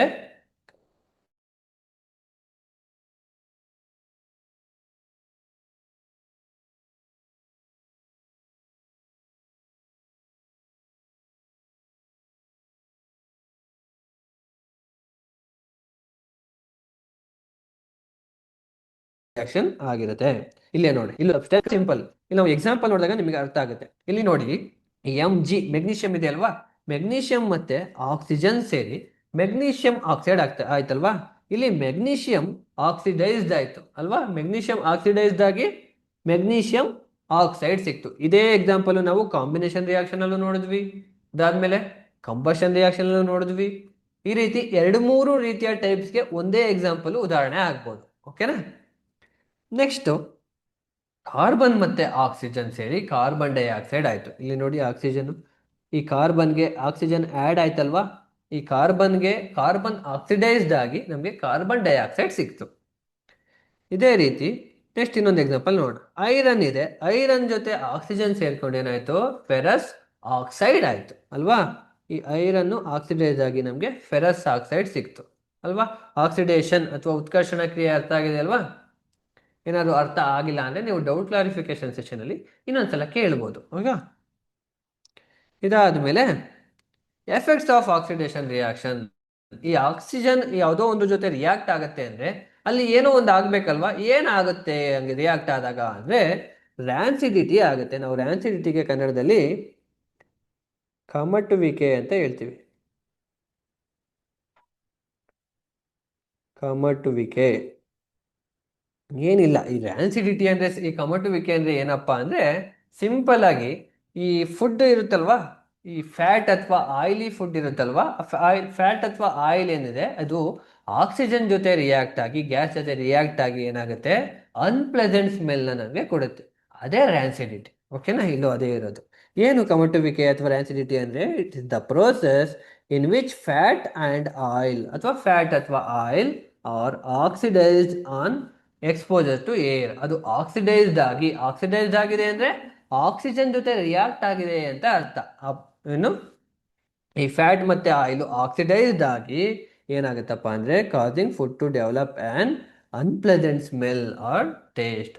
ಆ ಅನ್ಪ್ಲೆಸೆಂಟ್ ಟೇಸ್ಟ್ ಅಂದ್ರೆ ಚೆನ್ನಾಗಿಲ್ಲದೆ ಇರ್ತಕ್ಕಂತಹ, ಪ್ಲೆಸೆಂಟ್ ಅಂದ್ರೆ ಚೆನ್ನಾಗಿಲ್ಲದೆ ಇರುವಂತಹ ಟೇಸ್ಟ್, ಮತ್ತೆ ನಮ್ಗೆ ಇದು ಮಾಡೋಕ್ಕೆ ಆಗೋದಿಲ್ಲ ಆ ರೀತಿಯಾದಂತಹ ಸ್ಮೆಲ್, ಅನ್ಪ್ಲೆಸೆಂಟ್ ಸ್ಮೆಲ್ ಸಿಗುತ್ತೆ ನಮಗೆ. ಬ್ಯಾಡ್ ಓಡರ್ ಅಂತ ಹೇಳ್ಬೋದು, ಕೆಟ್ಟದಾದ ವಾಸನೆ, ದುರ್ವಾಸನೆ ಅಂತ ಹೇಳ್ತೀವಲ್ವಾ, ಆ ರೀತಿ. ಅದಾದ ನಂತರ ಇನ್ನೇನಾಗುತ್ತೆ ಆಕ್ಸಿಜನ್ ಜೊತೆ ರಿಯಾಕ್ಟ್ ಆದ್ರೆ ಅಂದ್ರೆ ಕರೋಷನ್ ಆಗುತ್ತೆ. ಏನು ಕರೋಷನ್ ಅಂದ್ರೆ, ತುಕ್ಕು ಹಿಡಿಯೋದು ಕೇಳಿರ್ತೀರಿ ಅಲ್ವಾ ನಾವು. ತುಕ್ಕು ಹಿಡಿಯೋದು, ಕಬ್ಬಣ ತುಕ್ಕು ಹಿಡಿತು ಅಂತ ಹೇಳ್ತಾರೆ. ರಸ್ಟಿಂಗ್ ಆಫ್ ಐರನ್ ಅಂತ ಹೇಳ್ತೀವಲ್ವಾ, ಅದು ಕರೋಷನ್ಗೆ ಒಂದು ಎಕ್ಸಾಂಪಲ್. ನಾವು ಕರೋಷನ್ಗೆ ಕನ್ನಡದಲ್ಲಿ ಸಂಸ್ಕರಣ ಅಂತ ಹೇಳ್ತೀವಿ. ಸಂಸ್ಕರಣ ಅಂತ ಹೇಳ್ತೀವಿ. ಸಂಸ್ಕರಣ ಅಂತ ಏನು, ಈ ಸಂಸ್ಕರಣ ಕರೋಷನ್ ಅಂದ್ರೆ the gradual destruction of metal due to its reaction with air. ಈ ಏರ್ ಯಾವುದು ಇಲ್ಲಿ ಅಂದ್ರೆ ಆಕ್ಸಿಜನ್. ಈ ಆಕ್ಸಿಜನ್ ಜೊತೆ ರಿಯಾಕ್ಟ್ ಆಗಿ ಇದು ಮೆಟಲ್ ಏನಾಗುತ್ತೆ, ಬರೀ ಆಕ್ಸಿಜನ್ ಇದ್ರೆ ಆಗಲ್ಲ. ಅಬ್ಸರ್ವ್ ಮಾಡಬೇಕು, ಮಾಯಿಶ್ಚರ್ ಅಂದ್ರೆ ಸ್ವಲ್ಪ ನೀರಿನ ಅಂಶ ಬೇಕು, and other substance in the environment. ಇವೆಲ್ಲವೂ ಸೇರಿ ಏನಾಗುತ್ತೆ, ಸಂಸ್ಕರಣ ಅಥವಾ ಕರೋಷನ್ ಆಗುತ್ತೆ. ಕರೋಷನ್ ಆಗ್ಬೇಕು ಅಂದ್ರೆ ಏನು, ಮೇನ್ ಆಗಿ ಆ ಮೆಟಲ್ ಆಕ್ಸಿಜನ್ ಜೊತೆ ರಿಯಾಕ್ಟ್ ಆಗ್ಬೇಕು. ಆಕ್ಸಿಜನ್ ಜೊತೆ ರಿಯಾಕ್ಟ್ ಆಗಿ ಆಗೋದಿದ್ರೆ ಏನಾಗ್ತಿತ್ತು, ನಾವು ಇಟ್ಟಿರ್ತಕ್ಕಂಥ ಎಲ್ಲಾ ಕಬ್ಬಿಣ ಇರ್ಬೋದು, ಬೇರೆ ಏನು ಮೆಟೀರಿಯಲ್ಸ್ ಇದಾವೋ ಅಥವಾ ಮೆಟಲ್ಸ್ ಇದಾವೋ ಅವೆಲ್ಲವೂ ಏನಾಗಬೇಕಿತ್ತು, ಕರೋಷನ್ ಆಗಬೇಕಿತ್ತು. ಬಟ್ ಹಂಗಾದ ತಕ್ಷಣ ಆಗಲ್ಲ. ಅಲ್ಲಿ ಮಾಯಿಶ್ಚರ್ ಕೂಡ ನಮಗೆ ಬಹಳ ಮುಖ್ಯ. ಮಾಯಿಶ್ಚರ್ ಕಂಟೆಂಟ್ ಇದ್ದು ಆಕ್ಸಿಜನ್ನು ಇತ್ತು ಅಂದ್ರೆ ಅವಾಗ ರಿಯಾಕ್ಟ್ ಆಗಿ ಏನಾಗುತ್ತೆ, ಕರೋಷನ್ ಆಗುತ್ತೆ. ಕರೋಷನ್ ನಾವು ಅವಾಯ್ಡ್ ಮಾಡ್ಬೋದಾ, ಕಂಟ್ರೋಲ್ ಮಾಡ್ಬೋದಾ ಅಂದ್ರೆ ಮಾಡ್ಬೋದು. ಅದಕ್ಕೆ ಆದಂತಹ ಒಂದಷ್ಟು ಮೆಥಡ್ಗಳಿದಾವೆ. ಪೇಂಟಿಂಗ್ ಮಾಡೋದಿರ್ಬೋದು, ಬೇರೆ ಬೇರೆ ಮೆಥಡ್ಗಳಿದಾವೆ. ಹೇಗೆ ಮಾಡೋದು ಅಂತ ನೀವು ತಿಳ್ಕೊಳ್ಳಿ. ಇದಾದ ನಂತರ ರ್ಯಾನ್ಸಿಡಿಟಿ ಇದೆ ಅಲ್ವಾ, ರ್ಯಾನ್ಸಿಡಿಟಿನೂ ಕೂಡ ನಾವು ಪ್ರಿವೆಂಟ್ ಮಾಡ್ಬೋದು. ಹೇಗೆ ಪ್ರಿವೆಂಟ್ ಮಾಡ್ಬೋದು, ಅದಕ್ಕೆ ಕೆಲವೊಂದು ಗ್ಯಾಸ್ನ ಉಪಯೋಗಿಸ್ತಾರೆ. ಅದೇನೇನು ಅಂತ ನೀವು ಕಂಡಿಡೀರಿ. ಓಕೆ. ಇದಾದ ನಂತರ ಈ ಆಕ್ಸಿಡೇಷನ್ ಆಗೋದ್ರಿಂದ ಇನ್ನೂ ಏನಾಗುತ್ತೆ, ಕಂಬಷನ್ ರಿಯಾಕ್ಷನ್ ನಾವು ಮುಂಚೆನೆ ನೋಡಿದ್ವಿ ಅಲ್ವಾ. ಈ ಕಂಬಷನ್ ಇದಕ್ಕೆ ನಾವು Mg, ಇದೇ ಎಕ್ಸಾಂಪಲ್ ನಾವು ನೋಡಿದ್ವಿ. Mg+O2 ಮೆಗ್ನೀಷಿಯಂ ಆಕ್ಸೈಡ್ ಸಿಗುತ್ತಲ್ವಾ. ಮೆಗ್ನೀಷಿಯಂ ಆಕ್ಸೈಡ್ ಸಿಕ್ತಾಗ ಇಲ್ಲಿ ಕಂಬಷನ್ ಆಗ್ತಾ ಇದೆ ಅಂತ ಅರ್ಥ ಅಲ್ವಾ. ಇದನ್ನು ನಾವು ಬ್ಯಾಲೆನ್ಸ್ ಮಾಡೋದಾದ್ರೆ ಆಕ್ಸಿಜನ್ 2 ಆಟಮ್ ಇದೆ, ಇಲ್ಲಿ ಆಕ್ಸಿಜನ್ 2 ಐಟಮ್ ಆಯ್ತು, ಇಲ್ಲೂ ಏನಾಯ್ತು, ಇಲ್ಲಿ ನಾವು ಮೆಗ್ನೀಷಿಯಂ 2 ಮಾಡಿದ್ರೆ ಬ್ಯಾಲೆನ್ಸ್ ಆಯ್ತು. ಕಂಬಷನ್ ಅಂದ್ರೆ ಏನಿಲ್ಲ, ಒಂದು ಮೆಟೀರಿಯಲ್ ಅಥವಾ ಒಂದು ಫ್ಯೂಯಲ್ ಏನಿದೆಯೋ ಇದು ಆಕ್ಸಿಜನ್ ಜೊತೆ ರಿಯಾಕ್ಟ್ ಆಗಿ ನಮಗೆ ಎನರ್ಜಿಯನ್ನ ಕೊಟ್ರೆ ನಾವು ಅದನ್ನ ಏನಂತ ಕರಿತೀವಿ, ಕಂಬಷನ್ ರಿಯಾಕ್ಷನ್ ಅಥವಾ ಕಂಬಷನ್, ದಹನ ಅಂತ ಹೇಳ್ತೀವಿ ಕನ್ನಡದಲ್ಲಿ. ಓಕೆನಾ. ಇದಿಷ್ಟು ಎಫೆಕ್ಟ್ಸ್ ಆಫ್ ಆಕ್ಸಿಡೇಷನ್ ಆಯ್ತು. ನೆಕ್ಸ್ಟ್ ರಿಡಕ್ಷನ್ ಅಂತ ಒಂದಿದೆ. ಆಕ್ಸಿಡೇಷನ್ ಇದೆಯಲ್ವಾ, ಅದಕ್ಕೆ ಎಕ್ಸಾಕ್ಟ್ಲಿ ಉಲ್ಟಾ ಈ ರಿಡಕ್ಷನ್. ಅಲ್ಲಿ ನಾವು addition of oxygen, removal of hydrogen ಅಂತ ಹೇಳಿದ್ವಿ ಅಲ್ವಾ, ಇಲ್ಲಿ ಉಲ್ಟಾ ಆಗುತ್ತೆ. ಆ reaction in which oxygen is removed, ಅಲ್ಲಿ ಹೈಡ್ರೋಜನ್ ರಿಮೂವ್ ಆಗಿ ಆಕ್ಸಿಜನ್ ಆ್ಯಡ್ ಆಗಿತ್ತು. ಬಟ್ ಇಲ್ಲಿ ಹೈಡ್ರೋಜನ್ ಆ್ಯಡ್ ಆಗುತ್ತೆ, ಆಕ್ಸಿಜನ್ ರಿಮೂವ್ ಆಗುತ್ತೆ. ಹೇಗೆ? ಒಂದು ಆಕ್ಸೈಡು ಏನಾಗುತ್ತಪ್ಪ ಅಂದರೆ ಮೆಟಲ್ ಆಕ್ಸೈಡು ಇರೋದಂಥದ್ದು ಈ ಮೆಟಲ್ ಮತ್ತು ಆಕ್ಸಿಜನ್ನ ರಿಮೂವ್ ಮಾಡುತ್ತೆ ಜನರಲ್ ಟರ್ಮ್ಸ್ನ ನಾವು ನೋಡೋದಾದರೆ. ಇದಕ್ಕೊಂದಷ್ಟು ನಾವು ಎಕ್ಸಾಂಪಲ್ ನೋಡೋಣ. ಎಕ್ಸಾಂಪಲ್ ನೋಡೋದಕ್ಕಿಂತ ಮುಂಚೆ ಇದನ್ನು ನಾವು ಕನ್ನಡದಲ್ಲಿ ಅಪಕರ್ಷಣ ಅಂತ ಹೇಳ್ತೀವಿ. ಅಪಕರ್ಷಣ.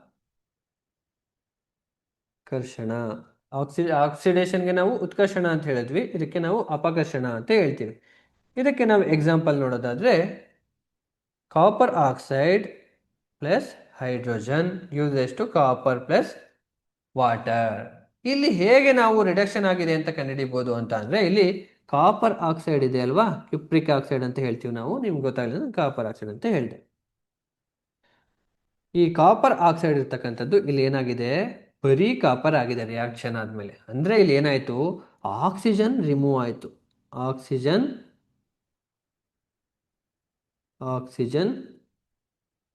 ರಿಮೂವ್ ಆಯಿತು ಅಲ್ವಾ, ಆಕ್ಸಿಜನ್ ರಿಮೂವ್ಡ್ ಇಲ್ಲಿ ಇತ್ತಲ್ವಾ. ರಿಮೂವಲ್ ಆಫ್ ಆಕ್ಸಿಜನ್ ಆದರೂ ಕೂಡ ನಾವು ರಿಡಕ್ಷನ್ ಅಂತ ಹೇಳ್ತೀವಿ ಅಂತ. ಆ್ಯಂಡ್ ಅಡಿಷನ್ ಆಫ್ ಆಕ್ಸಿಜನ್ ಕೂಡ ಆಗಿದೆ. ಇಲ್ಲಿ ನೋಡಿ ಹೇಗೆ ಅಡಿಷನ್ ಆಫ್ ಆಕ್ಸಿಜನ್ ಆಗಿದೆ ಅಂತ. ಈ H2 ಮಾತ್ರ ಇತ್ತು, ಈ H2 ಆಕ್ಸಿಡೈಸ್ಡ್ ಆಗಿ ಏನಾಯಿತು, ಅಡಿಷನ್ ಆಫ್ ಆಕ್ಸಿಜನ್ ಆಯಿತು. H2ಗೆ ಏನಾಯಿತು, ಅಡಿಷನ್ ಆಫ್ ಆಕ್ಸಿಜನ್ ಆಯಿತು. ಒಂದು ತಿಳ್ಕೊಳ್ಳಿ, ರಿಡಕ್ಷನ್ ಆಗ್ತಾ ಇದೆ ಅಂದರೆ ಅಲ್ಲಿ ಸಾಮಾನ್ಯವಾಗಿ ಆಕ್ಸಿಡೇಷನ್ ಕೂಡ ಆಗ್ತಾ ಇರುತ್ತೆ, ಬರೀ ರಿಡಕ್ಷನ್ ಆಗೋದಿಲ್ಲ. ಆಯಿತಾ? ಇನ್ನೂ ಒಂದು ಎಕ್ಸಾಂಪಲ್ ನೋಡೋಣ. ಜಿಂಕ್ ಆಕ್ಸೈಡ್ ಪ್ಲಸ್ ಕಾರ್ಬನ್ ಏನಾಗುತ್ತೆ, ಜಿಂಕ್ ಆಕ್ಸೈಡ್ ಇದ್ದಿದ್ದು ಆಕ್ಸಿಜನ್ ರಿಮೂವ್ ಆಗಿ ಏನಾಯಿತು, ಬರೀ ಜಿಂಕ್ ಆಯಿತು. ಕಾರ್ಬನ್ ಇದ್ದಿದ್ದು ಆಕ್ಸಿಜನ್ ಜೊತೆ ಸೇರ್ಕೊಂಡು ಏನಾಯಿತು, ಕಾರ್ಬನ್ ಡೈಆಕ್ಸೈಡ್ ಆಯಿತು. ನಿಮಗೆ ಕನ್ಫ್ಯೂಷನ್ ಆಗ್ತಾ ಇರ್ಬೋದು, ಇದು ಆಕ್ಸಿಡೇಷನ್ ರಿಡಕ್ಷನ್ ಅಂತ. ಇಲ್ಲಿ ಆಕ್ಸಿಜನ್ ರಿಮೂವ್ ಆಗ್ತಾ ಇದೆ ಅಲ್ವಾ, ಈ ಆಕ್ಸಿಜನ್ ರಿಮೂವ್ ಆಗ್ತಾ ಇರೋದ್ರಿಂದ ಇದು ಏನು, ರಿಡಕ್ಷನ್. ಆ್ಯಂಡ್ ಈ ಕಡೆ ಅಡಿಷನ್ ಆಫ್ ಆಕ್ಸಿಜನ್ ಕೂಡ ಆಗ್ತಾ ಇದೆ ಅಲ್ವಾ, ಅಡಿಷನ್ ಆಫ್ ಆಕ್ಸಿಜನ್ ಕೂಡ ಆಗ್ತಾ ಇದೆ. ಸಾಮಾನ್ಯವಾಗಿ ಏನಂದ್ರೆ ರಿಡಕ್ಷನ್ ರಿಯಾಕ್ಷನ್ ಅಲ್ಲಿ ಆಕ್ಸಿಡೇಷನ್ ಕೂಡ ಆಗ್ತಾ ಇರುತ್ತೆ. ಅದನ್ನ ನಾವು ಮುಂದೆ ರೆಡಾಕ್ಸ್ ರಿಯಾಕ್ಷನ್ ಅಂತ ನಾವು ನೋಡ್ತೀವಿ, ಅದು ಬಂದಾಗ ಹೇಳ್ತೀನಿ ನಾನು. Next one redox reaction. ಇದು ಏನಿಲ್ಲ, ಹೆಸರಲ್ಲೇ ಇದೆ ರೆಡಾಕ್ಸ್ ರಿಯಾಕ್ಷನ್ ಅಂತ. ರೆಡ್ ಅಂದ್ರೆ ಏನಪ್ಪಾ ಅಂದ್ರೆ ರಿಡಕ್ಷನ್ ಅಂತ.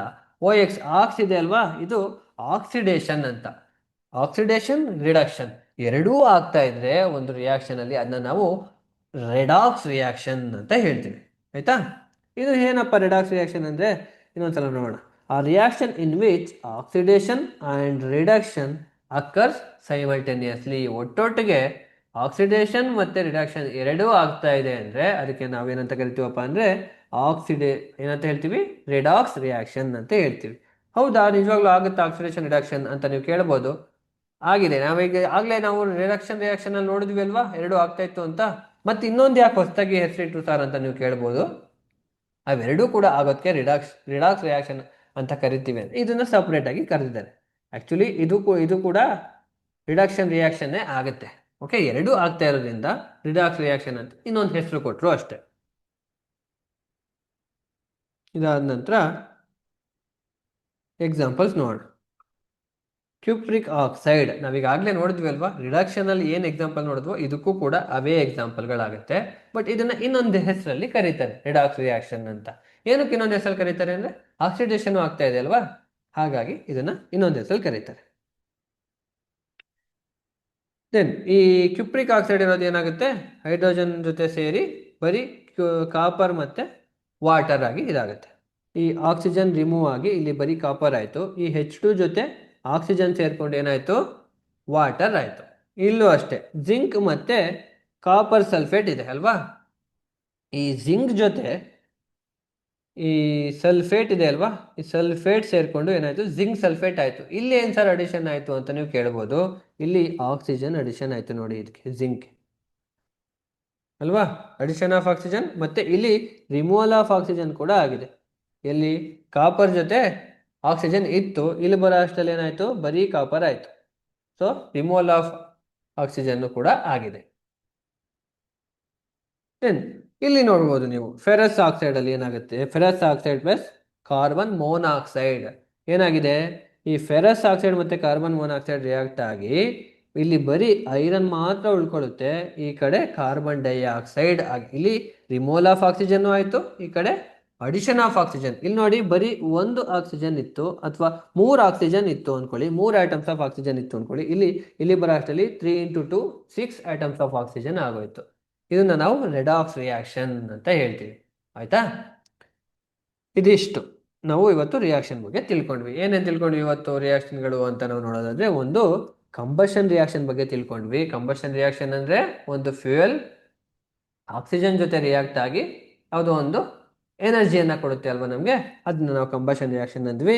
ಅದಾದ ನಂತರ ಕಾಂಬಿನೇಷನ್ ರಿಯಾಕ್ಷನ್ ಬಗ್ಗೆ ನೋಡಿದ್ವಿ. ಕಂಬೈಂಡ್ ಆಗೋದಲ್ವಾ, ಅದಕ್ಕೆ ನಾವು ಕಾಂಬಿನೇಷನ್ ಅಂತ ಕರೆದ್ವಿ. ಡಿಕಂಪೋಸಿಷನ್ ರಿಯಾಕ್ಷನ್, ಇದಕ್ಕೆ ನಾವು ಬೇರೆ ಇನ್ನು 3 ಟೈಪ್ಸ್ ಬಂತು ಇದರಲ್ಲಿ, ಎಲೆಕ್ಟ್ರೋಲಿಟಿಕ್, ಫೋಟೋಲಿಟಿಕ್ ಮತ್ತೆ ಥರ್ಮಲ್ ಡಿಕಂಪೋಸಿಷನ್ ರಿಯಾಕ್ಷನ್ ನೋಡಿದ್ವಿ.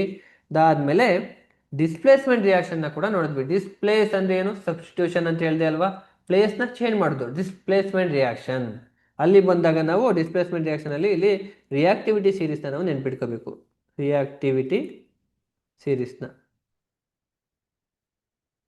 ಡಬಲ್ ಡಿಸ್ಪ್ಲೇಸ್ಮೆಂಟ್ ಅಂದ್ರೆ ದ್ವಿಸ್ಥಾನ ಪಲ್ಲಟ, 2 ಸಲ ಡಿಸ್ಪ್ಲೇಸ್ ಆಗುವಂಥದ್ದು ಅಯಾನ್ಸ್ಗಳು. ಇದಾದ್ಮೇಲೆ ಎಕ್ಸೋಥರ್ಮಿಕ್ ಮತ್ತೆ ಎಂಡೋಥರ್ಮಿಕ್. ನಾವು ರಿಯಾಕ್ಷನ್ ಆದಾಗ ಎನರ್ಜಿ ರಿಲೀಸ್ ಆಗ್ತಾ ಇದ್ರೆ ಅದನ್ನ ನಾವೇನಂತ ಕರೆದ್ವಿ? ಎಕ್ಸೋಥರ್ಮಿಕ್ ಅಂತ ಕರೆದ್ವಿ. ರಿಯಾಕ್ಷನ್ ಆಗ್ಲಿಕ್ಕೇನೆ ಏನಾದ್ರೂ ಎನರ್ಜಿ ಅವಶ್ಯಕತೆ ಇದೆ ಅಂದ್ರೆ ಅದನ್ನ ನಾವು ಏನಂತ ಕರೆದ್ವಿ? ಎಂಡೋಥರ್ಮಿಕ್ ರಿಯಾಕ್ಷನ್ ಅಂತ ಕರೆದ್ವಿ. ಈ ಎಂಡೋಥರ್ಮಿಕ್ ರಿಯಾಕ್ಷನ್ಗೆ ನಾವು ಇಲ್ಲೇ ಇದೆ ಅಲ್ವಾ, ಇಲ್ಲಿ ಇರ್ತಕ್ಕಂತಹ ರಿಯಾಕ್ಷನ್ ನಲ್ಲಿ ಯಾವುದೋ ಒಂದು ರಿಯಾಕ್ಷನ್ದು ಈ ಎಂಡೋಥರ್ಮಿಕ್ ರಿಯಾಕ್ಷನ್ಗೆ ಎಕ್ಸಾಂಪಲ್ ಆಗುತ್ತೆ. ಯಾವ್ದಿರ್ಬೋದು? ಈ ಡಿಕಂಪೋಸಿಷನ್ ರಿಯಾಕ್ಷನ್ ಇದೆ ಅಲ್ವಾ, ಇದು ಎಂಡೋಥರ್ಮಿಕ್ ರಿಯಾಕ್ಷನ್ಗೆ ಎಕ್ಸಾಂಪಲ್. ಯಾಕೆ ಅಂದ್ರೆ ಡಿಕಂಪೋಸಿಷನ್ ರಿಯಾಕ್ಷನ್ ಆಗಬೇಕು ಅಂದ್ರೆ ಅಲ್ಲಿ ಎನರ್ಜಿ ಬೇಕೇ ಬೇಕಲ್ವಾ. ಯಾವ್ದಾದ್ರು ರೀತಿಯಲ್ಲಿ ಎನರ್ಜಿ ಯೂಸ್ ಮಾಡ್ತೀವಲ್ವಾ. ಒಂದು ಎಲೆಕ್ಟ್ರಿಸಿಟಿ ರೂಪದಲ್ಲಾದ್ರೂ ಯೂಸ್ ಮಾಡ್ಬೋದು, ಅದಾದ ನಂತರ ಹೀಟ್ ರೂಪದಲ್ಲಾದ್ರೂ ಯೂಸ್ ಮಾಡ್ಬೋದು, ಇನ್ನು ಯಾವ ರೀತಿ ಯೂಸ್ ಮಾಡ್ತೀವಿ? ಲೈಟ್ ಮುಖಾಂತರ ಬೇಕಾದ್ರೂ ಎನರ್ಜಿಯನ್ನ ಯೂಸ್ ಮಾಡ್ಬೋದು. ಅದಾದ ನಂತರ ಆಕ್ಸಿಡೇಷನ್ ರಿಯಾಕ್ಷನ್ ನೋಡಿದ್ವಿ. ಏನು ಆಕ್ಸಿಡೇಷನ್ ರಿಯಾಕ್ಷನ್ ಅಂದ್ರೆ? ಅಡಿಷನ್ ಆಫ್ ಆಕ್ಸಿಜನ್, ಆಕ್ಸಿಜನ್ ಏನಾದ್ರೂ ಸೇರ್ಕೊಂಡ್ರೆ ಅಥವಾ ಹೈಡ್ರೋಜನ್ ಏನಾದ್ರೂ ಬಿಟ್ಟು ಹೋದ್ರೆ, ರಿಮೂವಲ್ ಆಫ್ ಹೈಡ್ರೋಜನ್, ಇದನ್ನ ನಾವು ಆಕ್ಸಿಡೇಷನ್ ರಿಯಾಕ್ಷನ್ ಅಂತ ಕರೆದ್ವಿ. ಅದಾದ ನಂತರ ರಿಡಕ್ಷನ್ ರಿಯಾಕ್ಷನ್ಗೆ ಉಲ್ಟಾ, ಆಕ್ಸಿಡೇಷನ್ ರಿಯಾಕ್ಷನ್ಗೆ ಉಲ್ಟಾ ರಿಡಕ್ಷನ್ ರಿಯಾಕ್ಷನ್. ಇಲ್ಲಿ ಅಡಿಷನ್ ಆಫ್ ಹೈಡ್ರೋಜನ್ ಮತ್ತೆ ರಿಮೂವಲ್ ಆಫ್ ಆಕ್ಸಿಜನ್ ಆಗುತ್ತೆ. ಅಂಡ್ ಅವೆರಡನ್ನು ಸೇರಿಸಿ ನಾವು ರೆಡಾಕ್ಸ್ ರಿಯಾಕ್ಷನ್ ಅಂತ ಕರೆದ್ವಿ. ರೆಡಾಕ್ಸ್ ಅಂದ್ರೆ ಏನು? ರೆಡ್, RE ಅಂದ್ರೆ ರಿಡಕ್ಷನ್, RED ಅಂದ್ರೆ ರಿಡಕ್ಷನ್, OX ಆಕ್ಸ್ ಅಂದ್ರೆ ಆಕ್ಸಿಜನ್. ಇವಿಷ್ಟು ಸೇರಿ ನಾವು ರಿಡಕ್ಷನ್ ಅಂತ ಕರೆದ್ವಿ. ಇದು ಇಷ್ಟೇನಾ ಟೈಪ್ಸ್ ಅಂತ ನೋಡೋದಾದ್ರೆ ಇಲ್ಲ. ಈ ಡಬಲ್ ಡಿಸ್ಪ್ಲೇಸ್ಮೆಂಟ್ ರಿಯಾಕ್ಷನ್ ಬಂದಾಗ ಇಲ್ಲಿ 2 ಟೈಪ್ಸ್ ಬರುತ್ತೆ ಅಂತ ನಾನು ಹೇಳಿದೆ. ಯಾವ್ದ್ಯಾವ್ದು? ಒಂದು ನ್ಯೂಟ್ರಲೈಸೇಷನ್ ರಿಯಾಕ್ಷನ್, ಇನ್ನೊಂದು ಪ್ರೆಸಿಪಿಟೇಷನ್ ರಿಯಾಕ್ಷನ್ ಅಂತ ಬರುತ್ತೆ. Neutralisation reaction and precipitate reaction. ಇದಿಷ್ಟು. ಇಲ್ಲಿ ನಾವು ಒಂದು ಅರ್ಥ ಮಾಡ್ಕೋಬೇಕು, ಯಾವುದೋ ರಿಡಾಕ್ಸ್ ರಿಯಾಕ್ಷನ್ ಆಗಿದೆ ಅಂದ ಮಾತ್ರಕ್ಕೆ ಅದು ಇನ್ನೊಂದು ಯಾವುದಕ್ಕೂ ಎಕ್ಸಾಂಪಲ್ ಆಗಿರಬಾರ್ದು ಅಂತ ಏನಿಲ್ಲ. ಈ ಡಿಕಂಪೋಸಿಷನ್ ರಿಯಾಕ್ಷನ್ ಆಗಿದೆ ಅಂದ ಮಾತ್ರಕ್ಕೆ ಅದು ಎಂಡೋಥರ್ಮಿಕ್ ರಿಯಾಕ್ಷನ್ ಆಗಿರಬಾರ್ದು ಅಂತ ಏನಿಲ್ಲ. ಡಿಕಂಪೋಸಿಷನ್ ರಿಯಾಕ್ಷನ್ ಎಲ್ಲವೂ ಕೂಡ ಎಂಡೋಥರ್ಮಿಕ್ ರಿಯಾಕ್ಷನ್ ಆಗೇ ಆಗಿರುತ್ತೆ. ಓಕೆನಾ? ನಾನು ನಿಮಗೆ ಹೋಮ್ವರ್ಕ್ ಕೊಟ್ಟಿದ್ದೀನಿ, ಫೋಟೋಸಿಂಥಸಿಸ್ ರಿಯಾಕ್ಷನ್, ಅದ್ರದ್ದು ರಿಯಾಕ್ಷನ್ ಬರೆದುಬಿಟ್ಟು ಫೋಟೋಸಿಂಥಸಿಸ್ದು ಅದು ಯಾವ ಟೈಪು, ಅದಾಗುತ್ತೋ ಇಲ್ವೋ ಇದರಲ್ಲಿ ಅಂತ ನಾನು ನೋಡಕ್ಕೆ ಹೇಳಿದೆ ಅಲ್ವಾ, ಅದನ್ನ ನೀವು ನೋಡ್ಬೋದು. ಯಾವ ಟೈಪಿಗೆ ಹೇಳಿದೆ ನಾನು ಅದನ್ನ? ಫೋಟೋಸಿಂಥಸಿಸ್ನ ಎಂಡೋಥರ್ಮಿಕ್ಕಿಗೆ ಹೇಳಿದೆ. ಎಂಡೋಥರ್ಮಿಕ್ಕಿಗೆ ಆಗುತ್ತಾ ಅಂತ ನೀವು ಚೆಕ್ ಮಾಡಿ. ಯಾವುದಕ್ಕೆ? ಎಂಡೋಥರ್ಮಿಕ್ಕಿಗೆ ಫೋಟೋ ಸಿಂಥಸಿಸ್ ರಿಯಾಕ್ಷನ್ ಬರೆದು ಚೆಕ್ ಮಾಡಿ. ಓಕೆನಾ? ಇವತ್ತು ನಾವು ಟೈಪ್ಸ್ ಆಫ್ ಕೆಮಿಕಲ್ ರಿಯಾಕ್ಷನ್ ಬಗ್ಗೆ ತಿಳ್ಕೊಂಡ್ವಿ. ಮುಂದಿನ ತರಗತಿಯಲ್ಲಿ ಭೇಟಿಯಾಗೋಣ. Thank you.